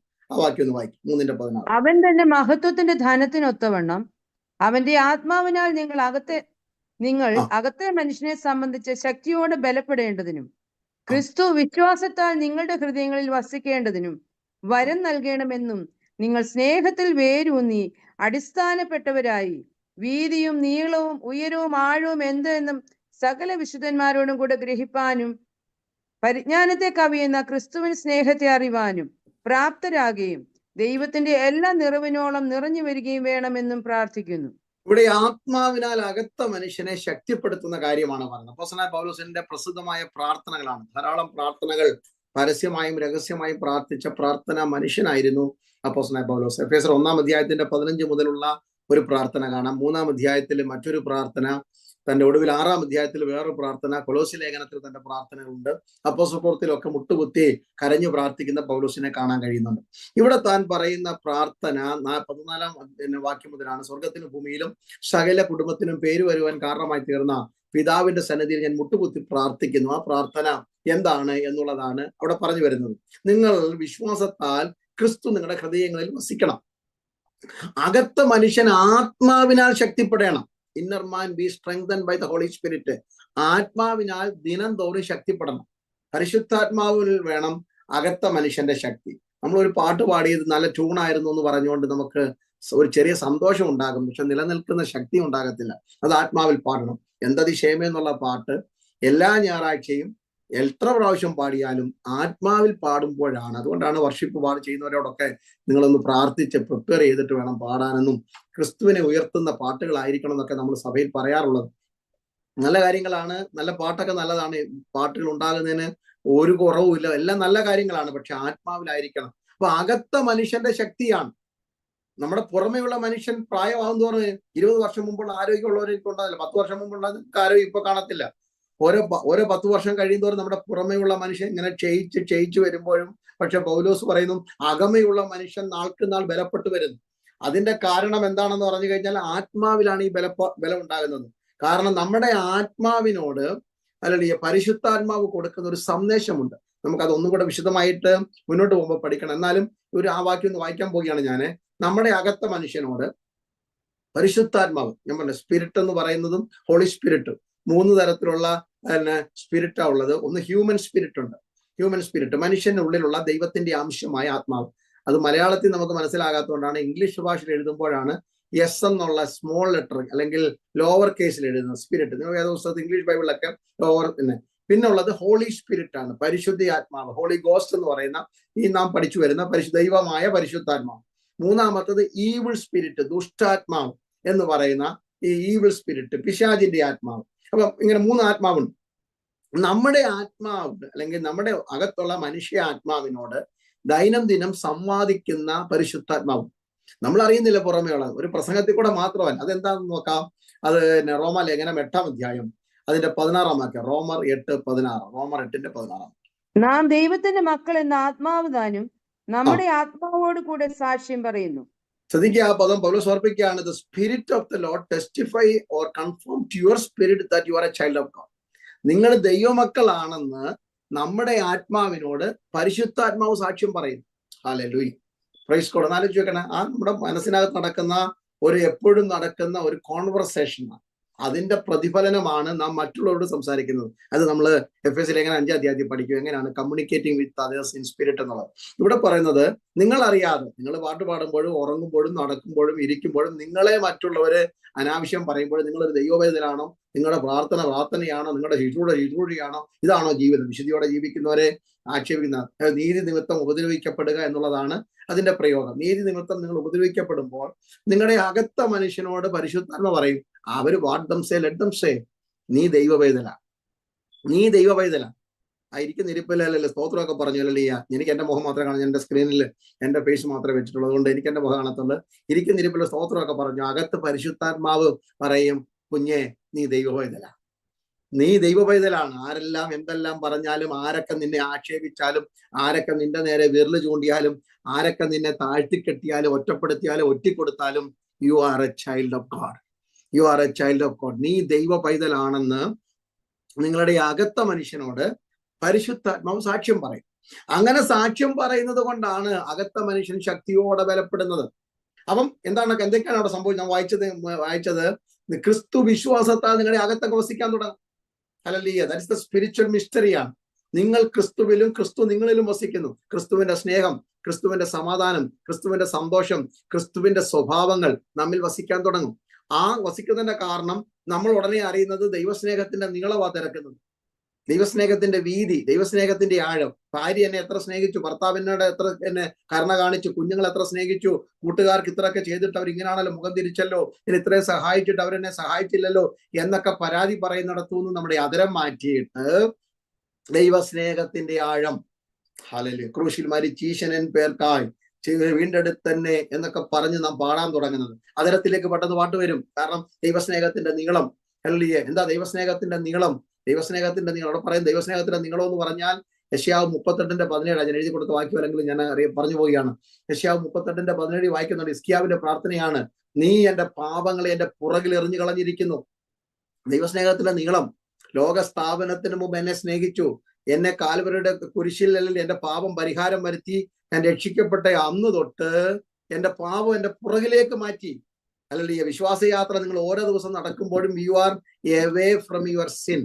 ഹല്ലേലൂയ, നിങ്ങളുടെ പഴയ പാപങ്ങളുടെ ബഹുത്വം ദൈവം മറച്ചു കളഞ്ഞു. അങ്ങനെയാണ് നിങ്ങളുടെ ദൈവസ്നേഹത്തിന്റെ നീളം അറിയേണ്ടത്. ഹല്ലേലൂയ, പിശാച് എന്തൊക്കെ പറഞ്ഞാലും ദൈവസ്നേഹത്തിന്റെ നീളം, ലോകസ്ഥാപനം തൊട്ട് എന്നെ സ്നേഹിച്ച സ്നേഹം, അപ്പോൾ തന്നെ എന്റെ പാപങ്ങൾ പുറകിലാണ്. ദൈവസ്നേഹത്തിന്റെ വീതി എന്താണ്? 113-ാം സംഘത്തിന് അതിന്റെ 13-ാം വാക്യം, ഉദയം അസ്തമയത്തോട് അകന്നിരിക്കുന്ന പോലെ നീ എന്റെ ലംഘനങ്ങളെ എന്നോട് അകറ്റിയിരിക്കുന്നു. 2 ഫിനോമിനയാണ്, ഈസ്റ്റ് ആൻഡ് വെസ്റ്റ്. അപ്പം സൺറൈസും സൺസെറ്റും ഇത് തമ്മിൽ കൂട്ടിമുട്ടാറില്ല. ഈ കൂട്ടിമുട്ടാത്തത് പോലെ എന്റെ പാപങ്ങളെ എന്നോട് അകറ്റി മാറ്റിയതാണ് ദൈവസ്നേഹത്തിന്റെ വീതി. അത്രമാത്രം ലോകത്തെ സ്നേഹിച്ച ദൈവസ്നേഹം. ദൈവസ്നേഹത്തിന്റെ ഉയരം യെശയ്യാവ് 44:22 നമ്മിങ്ങനെ വായിക്കുന്നുണ്ട്, കാർമുകിലിനെ പോലെ നീ എന്റെ ലംഘനങ്ങളെ അകറ്റിയിരിക്കുന്നു. കാറ്റടിച്ചല്ല ഇപ്പോൾ തകർത്ത് പെയ്യുമെന്ന് പറഞ്ഞ മഴ ഒരു കാറ്റടിക്കുമ്പോൾ പെയ്തു മാറി കാർമുകിൽ മാറിപ്പോകുന്ന പോലെ എന്റെ തലയ്ക്ക് മുകളിൽ ശാപമായി നിന്ന സകല പാപങ്ങളെയും ദൈവസ്നേഹം അകറ്റി മാറ്റി. ദൈവസ്നേഹത്തിന്റെ ഉയരം അതാ, ദൈവസ്നേഹത്തിന്റെ ആഴം. മീകാ 7:19 നീ എന്റെ പാപങ്ങളെ സമുദ്രത്തിന്റെ ആഴത്തിലിട്ടിരിക്കുന്നു. ആർക്കും മുങ്ങിയെടുക്കുവാൻ കഴിയാത്ത വണ്ണം അത്രമാത്രം അഗാധത്തിലേക്ക് തള്ളിക്കളഞ്ഞു. അപ്പൊ ദൈവസ്നേഹത്തിന്റെ ആഴം ഇനി ഒത്തിരി വ്യാഖ്യാനങ്ങളുണ്ട്. ഞാനൊരു മനസ്സിലാകുന്ന ഭാഷ പറഞ്ഞതേ ഉള്ളൂ. ഓരോ ദിവസവും ദൈവസ്നേഹം നീളം കൂടിക്കൂടി വരികയാണ്. ഓരോ ദിവസവും ദൈവസ്നേഹത്തിന്റെ വീതി കൂടിക്കൂടി വരികയാണ്. യോഹന്നാൻ 3:16 ഈ 4 കാര്യങ്ങളും. ഹല്ലേലൂയ. ലോകത്തെ അത്രമാത്രം സ്നേഹിച്ചു, ആരും നശിച്ചു പോകരുത്. ഇതൊക്കെയുള്ളതാണ് ദൈവസ്നേഹത്തിൽ. നിത്യജീവൻ നൽകണം. നീളം, വീതി, ഉയരം. ദൈവസ്നേഹത്തിന്റെ ആഴം വിശുദ്ധന്മാരോട് തിരിച്ചിന് ഗ്രഹിക്കുന്നത് ആത്മാവിൽ അകത്ത മനുഷ്യൻ ശക്തിപ്പെടുമ്പോഴാണ്. അതാണ് ഇവിടെ വായിച്ചത്. നിങ്ങളുടെ അകത്ത മനുഷ്യൻ ആത്മാവിൽ ശക്തിപ്പെടുമ്പോൾ you will search for the length of God's love. അല്ലാതെ അവരുടെ സ്നേഹം എന്താ കുറഞ്ഞു പോയെന്ന് തപ്പി നടക്കുകയല്ല. അത് അകത്ത മനുഷ്യൻ ക്ഷീണിക്കുമ്പോഴാ പുറമെയുള്ള മനുഷ്യൻ, പുറമെയുള്ള കണ്ണുണ്ട്. ആരൊക്കെ എന്നോട് സഹകരിക്കുന്നുണ്ട്, എന്റെ കൂടെ എത്ര പേരുണ്ട്, എനിക്ക് വോട്ട് ചെയ്യാൻ എത്ര പേര് കൈവെക്കും, 3-2 ഭൂരിപക്ഷം എനിക്ക് കിട്ടുമോ, ഞാൻ നിന്നാൽ എന്റെ കൂടെ ആരൊക്കെ സഹകരിക്കും, എനിക്ക് കൈ തരുന്നവരുടെ എണ്ണം എത്ര, കൈ തരാത്തവരുടെ എണ്ണം എത്ര, എന്നെ നോക്കി ചിരിച്ചവരെത്ര, ചിരിക്കാത്തവരെത്ര. ഇതൊക്കെ നമ്മൾ കണക്കെടുക്കാൻ പോകുന്നതിന്റെ കാരണം പുറമെയുള്ള മനുഷ്യനാണ് ഇതൊക്കെ ആവശ്യം. അകമയുള്ള മനുഷ്യൻ ദൈവസ്നേഹത്തിന് എന്ത് നീളം, ദൈവസ്നേഹത്തിന് എന്ത് വീതി, ദൈവസ്നേഹത്തിന് എന്ത് ഉയരം, ദൈവസ്നേഹത്തിന് എന്ത് ആഴം, ഇത് ഗ്രഹിച്ചറിഞ്ഞിട്ട് ക്രിസ്തുവിന്റെ എല്ലാ നിറവിനോളം എനിക്ക് നിറഞ്ഞു വരണം. യേശുവിന്റെ സമാധാനം എന്തായിരുന്നു, ആ സമാധാനം എന്നിൽ നിറയണം. യേശുവിന്റെ സന്തോഷം എന്താണ്, ആ സന്തോഷം എന്നിൽ നിറയണം. യേശു പിശാചിനെ എങ്ങനെ ജയിച്ചു, ആ കൃപയിൽ എനിക്ക് വളരണം. യേശു എങ്ങനെ ശുശ്രൂഷിച്ചു, ആ നിറവിൽ എനിക്ക് നിറഞ്ഞു വരയണം. യേശു എങ്ങനെ സ്നേഹിച്ചു, ആ സ്നേഹത്തിൽ എനിക്ക് നിറഞ്ഞു വരയണം. ഇത് നമുക്ക് ഹല്ലേലൂയ പ്രായോഗികമാക്കി തീർക്കുന്നത് പരിശുദ്ധാത്മാവാണ്. ആണ് പരിശുദ്ധാത്മാവിൽ അകത്ത മനുഷ്യൻ ശക്തിയോടെ ബലപ്പെടണം. അങ്ങനെ ക്രിസ്തു നമ്മുടെ ഉള്ളിൽ അങ്ങോട്ട് വാസം ചെയ്ത് അകത്ത മനുഷ്യൻ വരുമ്പോഴാണ്. എന്നാൽ എന്റെ 20-ാം വാക്യം എല്ലാവരുടെയും പ്രസിദ്ധമായ വാക്യം. എന്നാൽ നാം ചോദിക്കുന്നത്, എന്നാൽ ഏതാ? ചോദിക്കുന്നതിലും നനയ്ക്കുന്നതിലും. ഇവിടെ ഭൗതിക കാര്യങ്ങളല്ല. വീടിന് വേണ്ടി 3 മുറിയുള്ള വീടിന് വേണ്ടി പ്രാർത്ഥിച്ചു, 6 മുറിയുള്ള വീട് തന്നു. സാക്ഷ്യം പറയുന്നതല്ല ഈ വാക്യം. അകത്ത മനുഷ്യൻ ശക്തിയോടെ ബലപ്പെട്ട്, ഞാൻ വിചാരിച്ചതിനേക്കാൾ ദൈവസ്നേഹത്തിന് ആഴമുണ്ടല്ലോ, ഞാൻ വിചാരിച്ചതിനേക്കാൾ ദൈവസ്നേഹത്തിന് വീതിയുണ്ടല്ലോ, ഞാൻ ചിന്തിച്ചതിനപ്പുറത്ത് ദൈവസ്നേഹത്തിന് ഉയരമുണ്ടല്ലോ, എന്റെ മനോമുഖരത്തിൽ പോലും ദൈവത്തിന്റെ ധനം, മഹത്വം, ആഴം, ദൈവത്തിന്റെ ജ്ഞാനം ഗ്രഹിച്ചതിനപ്പുറത്ത് ദൈവസ്നേഹം വലുതായിരുന്നല്ലോ എന്ന് ഹല്ലേലൂയ എനിക്ക് മനസ്സിലായി തരുന്നത് ആത്മാവ് അകത്ത മനുഷ്യനെ ശക്തിപ്പെടുത്തുമ്പോഴാണ്. അതാണ് 3-ാം അധ്യായത്തിന്റെ പഠനം. 4-ാം അധ്യായത്തിലേക്ക് പോകാൻ നമുക്ക് 2 കൂടെ പറയാനുള്ള സമയം ഉണ്ടെന്ന് തോന്നുന്നു. 4-ാം അധ്യായത്തിന്റെ 3-ാം വാക്യം. 4-ാം അധ്യായത്തിലെ പരിശുദ്ധാത്മാവിന്റെ പ്രവർത്തനം നോക്കാം. 4:3. സ്നേഹത്തിൽ അന്യോന്യം പൊറുക്കുകയും ആത്മാവിന്റെ ഐക്യത സമാധാന ബന്ധത്തിൽ കാപ്പാൻ ശ്രമിക്കുകയും ചെയ്യുവിൻ. ആത്മാവിന്റെ ഐക്യത സമാധാന ബന്ധത്തിൽ കാക്കപ്പെടണം. Praise God. In a family, in a church, the spiritual harmony has to be maintained. It is possible only by the power of the Holy Spirit. കുടുംബത്തിലാണെങ്കിലും സഭയിലാണെങ്കിലും സമാധാനം, ഐക്യത കാക്കപ്പെടണം. അത് സംഭവിക്കുന്നത് പരിശുദ്ധാത്മാവിലാണ്. ഈ 4-ാം അധ്യായത്തിലെ പ്രസിദ്ധമായ വാക്യമാണ് 4:30. പരിശുദ്ധാത്മാവിനെ ദുഃഖിപ്പിക്കരുത് എന്നൊക്കെയുള്ള വാക്യങ്ങൾ. അപ്പോൾ പരിശുദ്ധാത്മാവിനാൽ ദുഃഖം വരാം. പരിശുദ്ധാത്മാവിന് ദുഃഖം വരാം നമ്മുടെ പ്രവൃത്തി കൊണ്ട്, വാക്കുകൊണ്ട്, ചിന്ത കൊണ്ട്. നമ്മൾ അന്യഭാഷ പറയുമ്പോൾ നമ്മൾ വിചാരിച്ചു വളരെ സന്തോഷം, ആത്മാവ് ഭയങ്കര കൈയിടിയായിരിക്കുമെന്ന്. പക്ഷെ അന്യഭാഷ പറഞ്ഞ് അതേ അതരം കൊണ്ട് ഹല്ലേലൂയ മറ്റുള്ളവരെ കുറിച്ച് വിമർശനം പറഞ്ഞാൽ ആത്മാവ് ദുഃഖിക്കും. നമുക്കത് പിന്നെ പഠിക്കാമെന്നായിരിക്കും എൻ്റെ ചിന്ത. നമുക്ക് കാരണം നമ്മുടെ പഠന വിഷയം 5-ാം അധ്യായം ആയതുകൊണ്ട് അത് ഒത്തിരി വിശദമായി പഠിക്കുമ്പോൾ ആ ഭാഗങ്ങളൊക്കെ നമുക്ക് ഓർക്കാൻ പറ്റും. ഇവിടെ പറയുന്നത് ഹല്ലേലൂയ ഒരു സ്പിരിച്വൽ ഹാർമണി, ഒരു സഭയ്ക്കകത്ത് ഐക്യത ഉണ്ടാകണമെങ്കിൽ, ദൈവദാസനും ദൈവസഭയും ഒരുമിച്ച് ഐക്യതയോടെ പോകണമെങ്കിൽ ശിഥിലമായിക്കൊണ്ടിരുന്ന ഒരു കാലഘട്ടമാണ്. കുടുംബ ബന്ധങ്ങൾ ശിഥിലമായിക്കൊണ്ടിരിക്കും. ദൈവമക്കളെ വളരെ പ്രാർത്ഥിക്കണം, വളരെ പ്രാർത്ഥിക്കണം. നമ്മൾ ബൈബിൾ ക്ലാസ് ആണെങ്കിലും പ്രാർത്ഥന അന്തരീക്ഷത്തിൽ തന്നെ ആയിരിക്കണം. കുഞ്ഞുങ്ങളുടെ കുടുംബജീവിതങ്ങളെ ചൊല്ലി പ്രാർത്ഥിക്കണം. അല്ലെങ്കിൽ ഇഷ്ടമുള്ളതിനെയൊക്കെ പോയി കല്യാണം കഴിക്കും, നല്ല കാര്യം. അവർ പരസ്പരം സംസാരിച്ചിട്ടും ഒക്കെ ആയിരിക്കാം. പക്ഷെ കാലത്തിന്റെ പഴക്കത്തിൽ അല്ലെങ്കിൽ ആത്മാവകത്ത് വ്യാപരിച്ചില്ലെങ്കിൽ അഭിപ്രായ വ്യത്യാസം ഉണ്ടാകും. കുടുംബത്തിൽ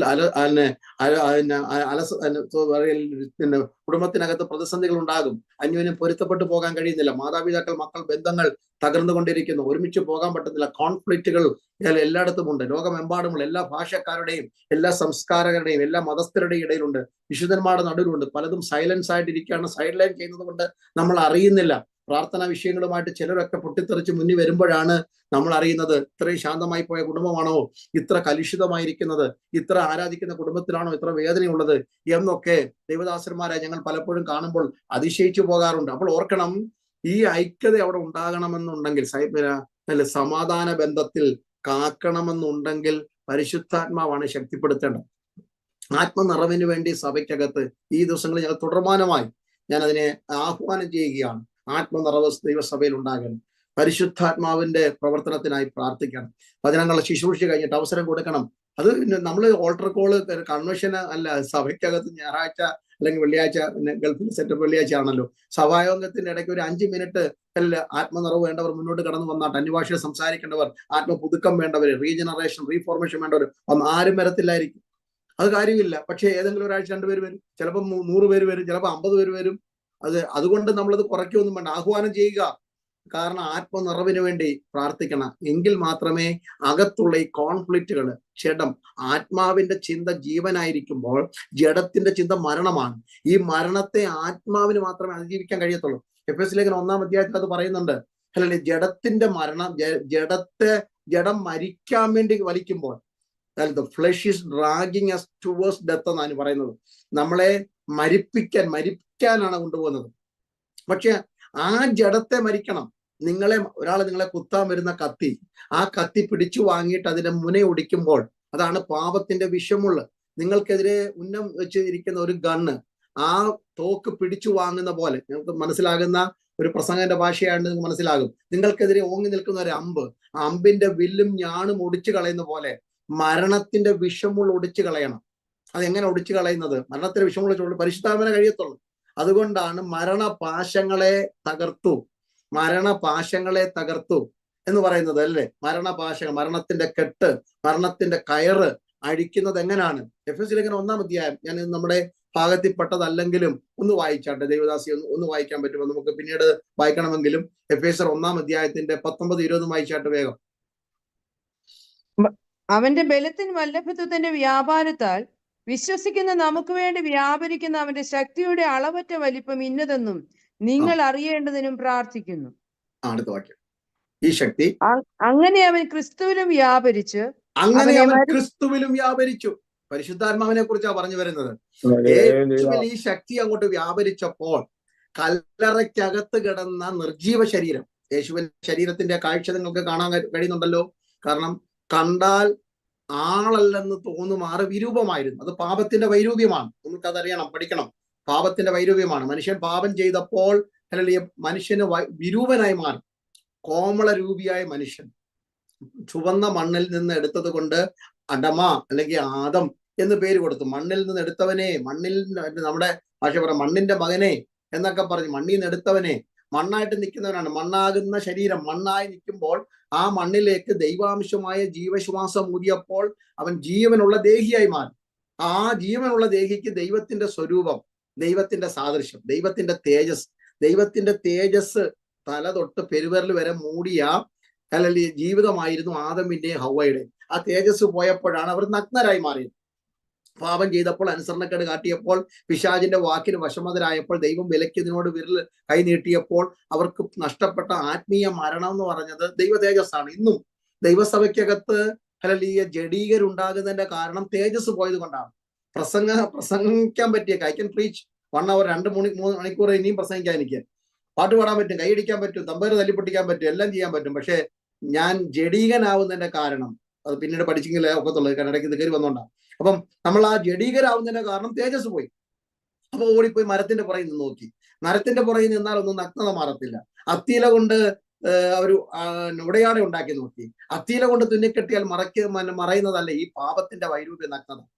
അവര് ഒഴിവൊഴിവ് പറഞ്ഞു നോക്കി. ആദം പറയുന്നത് ഹൗവയാണെന്ന്, ഹൗവ പറയുന്നത് പിശാചാണെന്ന്.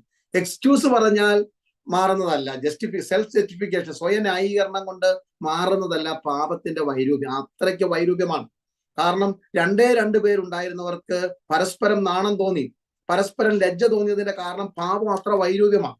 അതിന്റെ അർത്ഥമാണ് വേദപുസ്തകത്തിൽ പറയുന്നത്, നിങ്ങൾ കർത്താവിന്റെ ദൃഷ്ടിക്ക് മുമ്പാകെ ഓപ്പൺ ആൻഡ് നേക്കഡ് ആണ്. പാപം ചെയ്യുന്നവൻ നഗ്നനായിട്ടാണ് ദൈവം മുമ്പാകെ നിൽക്കുന്നത്. നമ്മൾ ധരിച്ചിരിക്കുന്ന വസ്ത്രമൊന്നുമല്ല ഇവിടെ പറഞ്ഞു വരുന്നത്. ആ നഗ്നതയാണ്, ആ വൈരൂപ്യമാണ്. കാരണം കാണുന്നവർ മുഖം മറക്കി കളയണം. അതുകൊണ്ടാണ് എൻ്റെ ദൈവമേ നീ എന്നെ കൈവിട്ടതെന്ന് അലറിക്കരയുന്ന ക്രിസ്തു എന്ന മനുഷ്യനെ നമ്മൾ കുരിശിൽ കാണുന്നത്. കാരണം പാപത്തിന്റെ നേരെ ദൈവം മുഖം നോക്കത്തില്ല. യേശു എന്ന പുത്രനെ ദൈവം നോക്കും. പക്ഷെ പാപം, മാനവജാതിയുടെ സകല പാപങ്ങളും, ജനിച്ചതിന്റെയും ജനിക്കാൻ ഇരിക്കുന്നവന്റെയും ഭാവിയിലുള്ളവന്റെയും പാപം മുഴുവൻ തന്റെ ശിരസിലേറ്റി ആ കാൽവറിയിൽ കിടക്കുന്ന ആ 3.5 മണിക്കൂർ ഇരുട്ട് വ്യാപരിച്ചു. ദൈവം മുഖം മറയ്ക്കത്തക്കവണ്ണം പാപത്തിന്റെ വൈരൂപ്യം ദൈവക്രോധത്തിന്റെ ചക്കിൽ കരിഞ്ഞു മാറണം. അങ്ങനെയുള്ള ആ സമയത്താണ് ദൈവം മുഖം മറച്ചത്. എന്റെ ദൈവമേ നീ എന്നെ കൈവിട്ടത്. ആ വൈരൂപ്യമാണ് യെശയ്യാ പ്രവാചകന്റെ പുസ്തകം 52-ാം അധ്യായം 14 മുതൽ 53-ാം അധ്യായത്തിലൂടെ നാം വായിക്കുന്നത്. അവന് രൂപഗുണമില്ല, അവന് കോമളത്വമില്ല, കണ്ടാൽ ആഗ്രഹിക്കത്തക്ക സൗന്ദര്യമില്ല, അവന്റെ രൂപം കണ്ടാൽ ആളല്ലെന്നും അവന്റെ ആകൃതി കണ്ടാൽ മനുഷ്യനല്ല എന്ന് തോന്നുമാറ് അവൻ വിരൂപനായിരുന്നു. അവൻ മനുഷ്യനാൽ നിന്ദിക്കപ്പെട്ടും വ്യസനിക്കപ്പെട്ടും അല്ലെങ്കിൽ രോഗം ശീലിച്ചവനുമായിരുന്നു. അവനെ കാണുന്നവർ മുഖം മറച്ചു കളയത്തക്കവണ്ണം അവൻ വിരൂപനായിരുന്നു. തേജസ്സിന്റെ പൂർണ്ണതയായ ക്രിസ്തു, ദൂതന്മാരുടെ ആരാധന കേന്ദ്രമായിരുന്നവൻ, സകലത്തിനും ലാക്കും കാരണഭൂതനുമായിരുന്നവൻ, ദൈവമായിരുന്നവൻ, അല്ലെങ്കിൽ സ്വർഗത്തെക്കാൾ ഉന്നതനായിരുന്നവൻ, അവന്റെ പ്രകാശം സ്വർഗീയ പ്രകാശമാണ്. അതാണല്ലോ നമ്മൾ ഇവിടെ കാണുന്നത്. അവിടെ സൂര്യന്റെയോ ചന്ദ്രന്റെയോ ആവശ്യമില്ല. യേശു അവിടെ നിൽക്കുമ്പോൾ കുഞ്ഞാടതിന്റെ വിളക്കായിരിക്കും.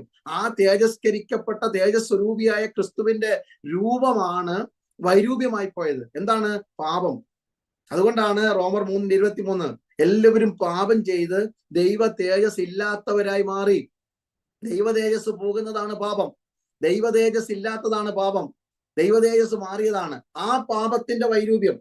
അതാണ് ക്രൂശിൽ വെച്ച് കർത്താവ് അതിനെ ആ വൈരൂപ്യമാണ് ക്രൂശിൽ തറയ്ക്കപ്പെട്ടത്. പാപം, ആ പാപമാണ് മരിച്ചത്. ആ വിരൂപ ശരീരം അപ്പം കണ്ടാൽ അറയ്ക്കുന്ന ഒരു ശരീരമായിരുന്നു. കാരണം അസ്ഥികൂടമായി മാറിയിരുന്നു. എന്റെ അസ്ഥികളെല്ലാം ബന്ധം വിട്ടു, മാംസങ്ങൾ അടർന്നു മാറി, മുഖത്ത് കാർക്കിച്ചു തുപ്പി, മുഖത്ത് രോമം പിച്ചുപറിച്ചു, കണ്ണ് കെട്ടി തല്ലി കണ്ടടം കനീഭവിച്ചു, തലയിൽ മുൾക്കിരീടം വെച്ചടിച്ച് തലയോട്ടി പിളർന്ന് രക്തം ഒഴുകാൻ തുടങ്ങി, കന്നത്തടിച്ച് മുഖമെല്ലാം നീര് വെച്ചു, കയ്പ് കാടി കുടിച്ചു, കയ്യിൽ കൂർത്തിയ ആണികള്, കാലിൽ കൂർത്തിയ ആണികള്, ചങ്ക് കുത്തി തുളയ്ക്കുന്നു, വസ്ത്രം വലിച്ചു കീറി അർത്ഥനഗ്നൻ ആയി കിടക്കുന്നു, ശരീരം മുഴുവൻ ചോരപ്പാടുകള്, മാംസം അടർന്നു മാറി, ഉഴവുകാർ എന്റെ മുതുവിന്മേൽ ഉഴുതു. ആലോചിച്ച് നോക്കിയാട്ട്, അല്ലല്ല ഒരു നിലം ഉഴുന്നത് പോലെ യേശുവിന്റെ മാംസങ്ങൾ അടർന്നു മാറി. ഇങ്ങനെ ഒരു വിരൂപ ശരീരമാണ് മരിച്ച സമയത്ത് യേശുവിന്റെ ശരീരം. കണ്ടാൽ ആളല്ലാത്ത വിധം, അത്ര പറഞ്ഞാൽ നമ്മുടെ ഭാഷ പറഞ്ഞാൽ ഒരു ആക്സിഡന്റ് ഒക്കെ ഉണ്ടായി തിരിച്ചറിയാൻ പറ്റാത്ത പോലെ. ആ ഒരു അസ്ഥി ഒടിഞ്ഞില്ല എന്ന് മാത്രമേ ഉള്ളൂ, ബാക്കിയെല്ലാം ഡിസ്ഫോംഡ് ബോഡിയാണ്. അതാണ് ഉച്ച മുതൽ പെരുവിരൽ വരെ തുണി കൊണ്ട് ചുറ്റിക്കെട്ടി 100 റാത്തല് സുഗന്ധവും ഇട്ട് അരിമത്യക്കാരൻ ജോസഫും നിക്കോദോമോസും കൂടെ കല്ലറയ്ക്കകത്ത് കൊണ്ടുവച്ചത്. എന്ന് പറഞ്ഞാൽ ഒരു രൂപമില്ലാത്ത ശരീരം, ആകൃതിയില്ലാത്ത ശരീരം, ചതഞ്ഞ് വിരൂപമായ ശരീരം.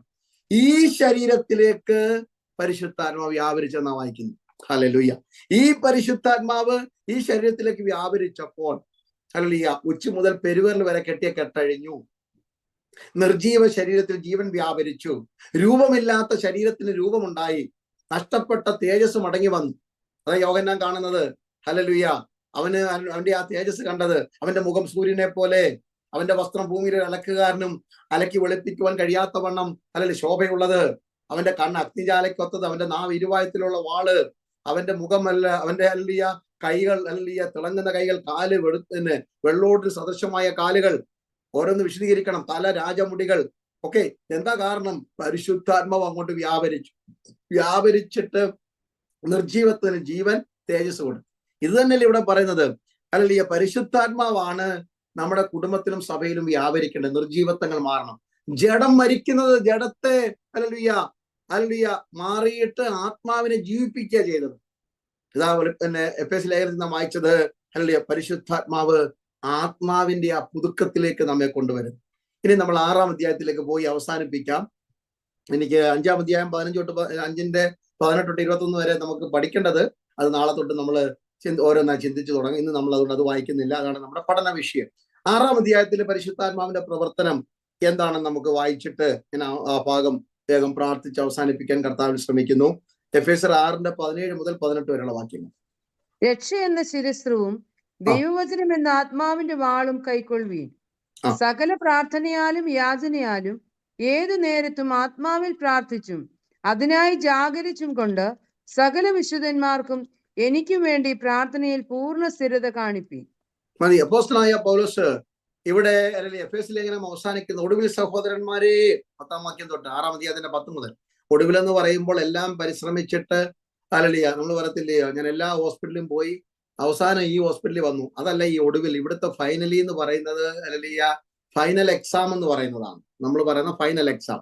ഫൈനൽ എക്സാം എന്ന് പറഞ്ഞു കഴിഞ്ഞാൽ എല്ലാ എക്സാമും കഴിഞ്ഞിട്ട് പരാജയപ്പെട്ടെടുത്ത് പുതിയതൊരെണ്ണം ട്രൈ ചെയ്യാന്നല്ല, എല്ലാറ്റിനോടും മിഡ് ടേമിനോടും അല്ല പ്രിലിമിനറിയും എല്ലാത്തിന്റെയും ബിൽഡപ്പ് ചെയ്യുന്ന ഫൈനലാണ്. ആ ഫൈനൽ എന്നുള്ള വാക്കറിയണം. ഒടുവിൽ എന്ന വാക്കിന്റെ അർത്ഥം ഫിനിഷിംഗ് പോയിന്റ് എന്നുള്ള അർത്ഥത്തിലാണ്. അല്ലാതെ ഫൈനലി ഒടുവിൽ എല്ലാം ഞങ്ങൾ പിന്നെ ലോകം മുഴുവൻ നടന്നു, അവിടെ എല്ലാം കയറി നടന്നു, ഒന്നും കിട്ടിയില്ല, അവസാനം ഞങ്ങൾ യേശുവിന്റെ സന്നിധി വന്നു എന്ന് പറയുന്ന സാക്ഷ്യം പോലല്ലേ ഈ ഫൈനലി.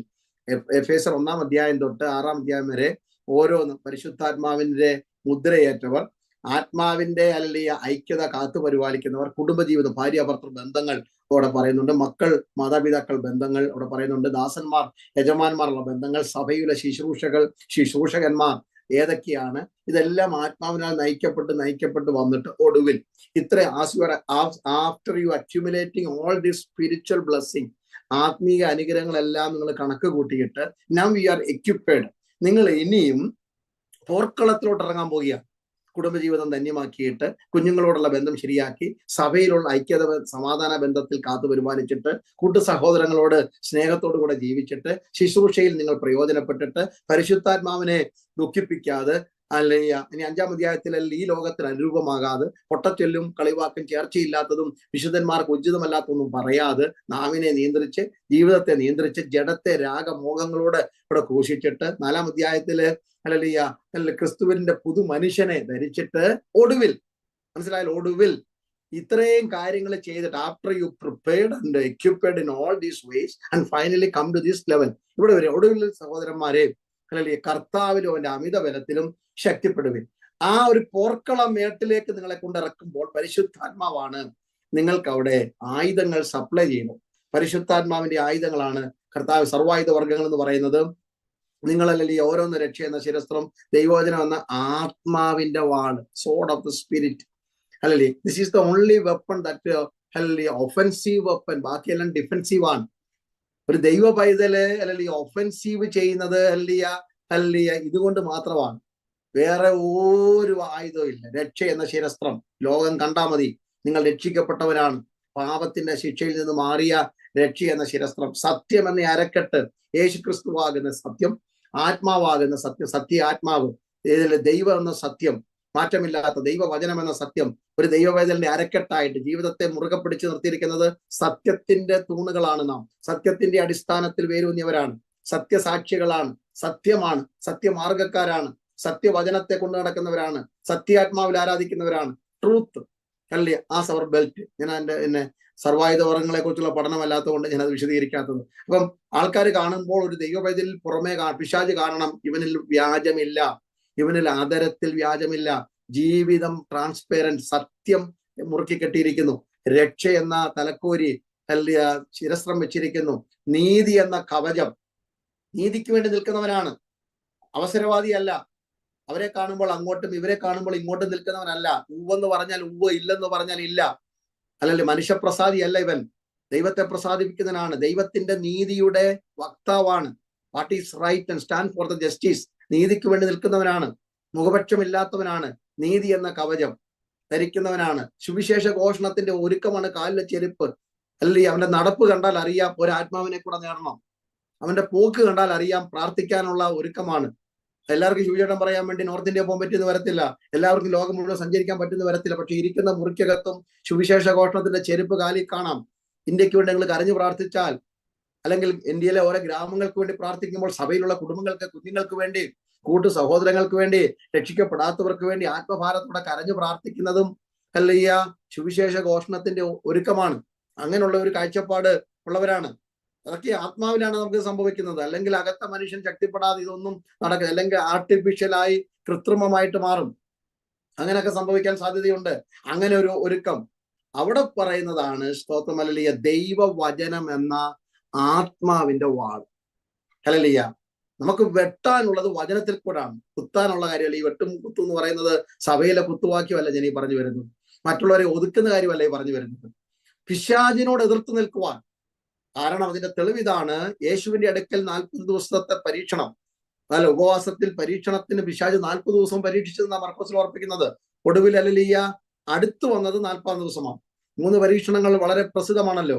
ഒന്ന് ജഡത്തോടുള്ള വിശപ്പിന്റെ പരീക്ഷണമായിരുന്നു. 2 കണ്ണിനോടുള്ള പരീക്ഷണമായിരുന്നു, കാണുന്നതെല്ലാം തരാം. 3 ഹല്ലേലൂയ അകത്ത് ഹല്ലേലൂയ ഹല്ലേലൂയ അകത്ത് നമുക്ക് തരുന്ന ഒരു അല്ലെങ്കിൽ ജീവിതത്തിന്റെ ഒരു സ്ഥാനമാനങ്ങളോടുള്ള പരീക്ഷണമായിരുന്നു. അവിടെ എല്ലാം യേശു ജയിച്ചത് വചനത്താലാണ്. പിശാച് വന്ന് പറയുമ്പോൾ അല്ലേ മനുഷ്യൻ അപ്പം കൊണ്ട് മാത്രമല്ലെന്നുള്ള ആ പദം ഉപയോഗിക്കണം. വചനം പറഞ്ഞ പിശാച് തെറ്റിക്കുന്നത് അത് ശ്രദ്ധിക്കണം. എപ്പോഴും ദുരുപദേശങ്ങളൊക്കെ കൊണ്ടുവരുന്നത് വേറെ ഏതെങ്കിലും മതസ്ഥരുടെ വിഗ്രഹത്തിന്റെ ഫോട്ടോ കൊണ്ടെന്ന് കാണിച്ചോ, വേറെ ഏതെങ്കിലും മതത്തിന്റെ ഉപദേശം കൊണ്ടൊന്നും അല്ല ദൈവമക്കളെ നമ്മളെയും നമ്മുടെ കുഞ്ഞുങ്ങളെയും പിശാച് വഴിതെറ്റിക്കുന്നത്. വചനം പറഞ്ഞാണ്. വചനത്തെ കൂട്ടിമാട്ടി മായമില്ലാത്ത പാലിനകത്ത് മായം ചേർത്ത് വചനത്തെ വിശകലനം ചെയ്യുമ്പോൾ തെറ്റിദ്ധരിപ്പിച്ച് മിസ്അണ്ടർസ്റ്റാൻഡ് ചെയ്യിപ്പിച്ച് അങ്ങനെയൊക്കെയാ നമ്മളെ തെറ്റിദ്ധരിപ്പിക്കുന്നത്.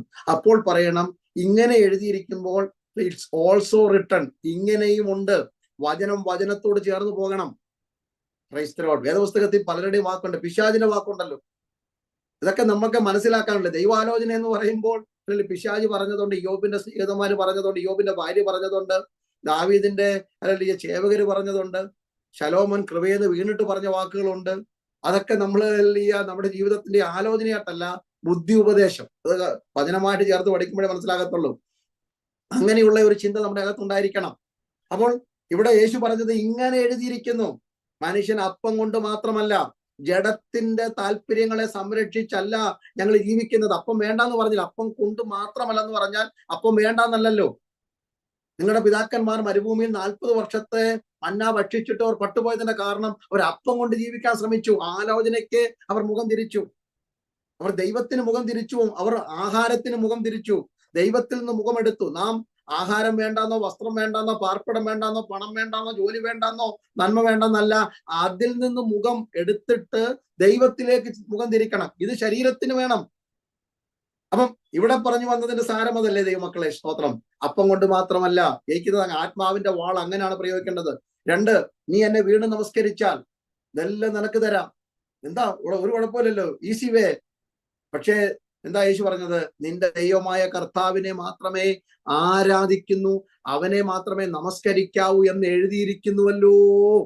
വചനം എന്ന വാൾ, ആത്മാവിന്റെ വാള്, പിശാചിനെ തോൽപ്പിക്കുന്നത് ഹല്ലേലൂയ തലയിട്ട് കുലുക്കി ഉറച്ച് ശാസിക്കുന്നോണ്ടല്ല, ദൈവവചനത്തിന്റെ ആത്മനിറവിൽ പറയുമ്പോഴാണ് പിശാച് വിറയ്ക്കുന്നത്.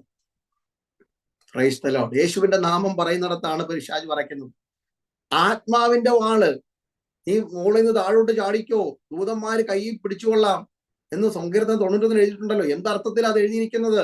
91 സങ്കീർത്തനം, ഇസ്രയേലിന്റെ പരിരക്ഷകനായ ദൈവം ജീവിതയാത്രയിൽ ഇടറിപ്പോകുന്നിടത്തൊക്കെ കാവലായി ദൂതൻ മുമ്പേ പോയിട്ടുണ്ടല്ലോ എന്നുള്ള ചിന്ത അവിടെ നിൽക്കുമ്പോൾ ദേവാലയത്തിന്റെ മുകളിൽ നിന്ന് ചാടാനും ഒക്കെ പറയുമ്പോൾ യേശു പറഞ്ഞു, നിന്റെ ദൈവമായ യഹോവയെ പരീക്ഷിക്കരുത് എന്ന് വചനത്തിലുണ്ട്.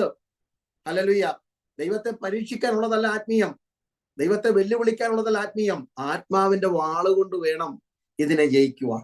അതാണ് എഫേസ്യർ 6-ാം അധ്യായത്തിന്റെ ചരിത്രം. എന്നിട്ട് ഏതു നേരത്തും ആത്മാവിൽ പ്രാർത്ഥിക്കണം.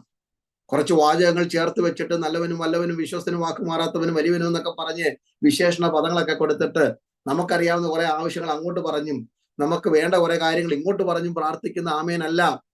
ആത്മാവിൽ പ്രാർത്ഥിക്കണം. ദൈവത്തിന്റെ ഹിതം എന്താണെന്ന് തിരിച്ചറിഞ്ഞ്. Praise the Lord. എനിക്ക് വേണ്ടുവണ്ണം പ്രാർത്ഥിക്കാൻ അറിയത്തില്ലെന്ന് തന്നെ പറയണം പ്രാർത്ഥിക്കുന്നവർ. അങ്ങനെ ആ പ്രാർത്ഥനാ വീരന്മാരായി മാറേണ്ടത്. റോമർ 8:28, എനിക്ക് വേണ്ടുവണ്ണം പ്രാർത്ഥിക്കാൻ അറിയത്തില്ല, എങ്കിലും ആത്മാവ് ഉച്ചരിച്ചുകൂടാത്ത ഞരക്കങ്ങളാൽ ദൈവത്തോട് ഞങ്ങൾക്ക് വേണ്ടി പക്ഷപാതം ചെയ്യുന്നു. നമ്മുടെ ആദരത്തിൽ പ്രാർത്ഥനയുടെ ശബ്ദം ദൈവാത്മാവ് കൊണ്ടുതരും.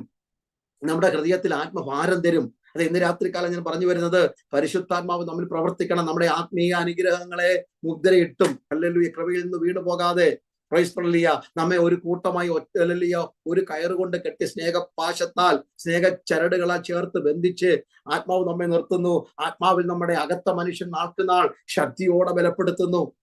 രോഗം എന്നെ പിടിച്ചൻ, ദേഹം ക്ഷയിച്ചാലും ദേഹി ദുഃഖത്താൽ തകർന്നാലും എല്ലാം പ്രതികൂലമായാലും ഞങ്ങൾ യാത്ര ചെയ്യും ക്രൂശെ നോക്കി എന്ന് ആത്മാവിൽ കൈയടിച്ച് പാടത്തക്കവണ്ണം നൃത്തം ചെയ്യത്തക്കവണ്ണം നമ്മെ കരുത്തരാക്കി മാറ്റുന്ന ആത്മാവിന്റെ ബലം അകത്തുണ്ട്. അല്ലല്ലേ? കുടുംബത്തിൽ ഐക്യത, ദേശത്ത് ഐക്യത, സഭയിൽ ഐക്യത, സമാധാന ബന്ധത്തിൽ ഇതെല്ലാം കാക്കപ്പെടുന്നതിന്റെ കാരണം പരിശുദ്ധാത്മാവിന്റെ പ്രവർത്തനം ഉള്ളത് കൊണ്ട് മാത്രമാണ്. ആത്മാവിനെ പ്രവർത്തിക്കാൻ, സഭയിൽ പ്രവർത്തിക്കാൻ അനുവദിക്കണം ദൈവമക്കളെ. സ്തോത്രം. ഒടുവിലായി നാം ചിന്തിച്ചത്, ആത്മാവിൽ വേണം പോരാട്ടങ്ങൾ നടത്തുവാൻ. ഞങ്ങളുടെ പോരിന്റെ ആയുധങ്ങൾ ജഡീകങ്ങളല്ല, കോട്ടകളെ തകർക്കുവാനുള്ള ദൈവത്തിന്റെ ശക്തിയാണ് ഞങ്ങളുടെ മേൽ ദൈവം പകർന്നിരിക്കുന്നത്. അത് വചനത്താലാണ്. ആത്മാവിൽ പ്രാർത്ഥിച്ചോണം. അങ്ങനെയെങ്കിൽ ഇന്ന് രാത്രികാലം ഈ പ്രാരംഭ ക്ലാസ്സിൽ ഞാൻ ഓർപ്പിച്ച വിശ്വാസിയുടെ ജീവിതത്തിൽ സഭയിൽ ദൈവാത്മാവിന്റെ പ്രവർത്തനം എന്താണ് എന്നൊരു സൂചനയാണ് ഇന്ന് രാത്രി ഞാൻ നിങ്ങൾക്ക് നൽകിയത്. അടുത്ത ദിവസം മുതൽ കർത്താവിന് ഓരോ താമസമാണെങ്കിൽ 5-ാം അധ്യായത്തെ ഫോക്കസ് ചെയ്തതിന്റെ 18 മുതൽ 21 വരെയുള്ള വാക്കുകളിൽ നിന്ന് ആത്മാവ് എനിക്ക് വെളിപ്പെടുത്തിയ 6 സന്ദേശങ്ങൾ പല വിഷയങ്ങളുമായി ചേർത്ത് വെച്ച് ധ്യാനിപ്പാൻ ഞാൻ കർത്താവിൽ ശരണപ്പെടുന്നു. വളരെ ശ്രദ്ധയോടും പ്രാർത്ഥനയോടും ഈ ക്ലാസ്സിൽ പങ്കെടുത്ത എല്ലാ വിശുദ്ധന്മാർക്കും എന്റെ ക്രിസ്തീയ വന്ദനവും അല്ലെങ്കിൽ എല്ലാ അഭിനന്ദനങ്ങളും അർപ്പിക്കുന്നു.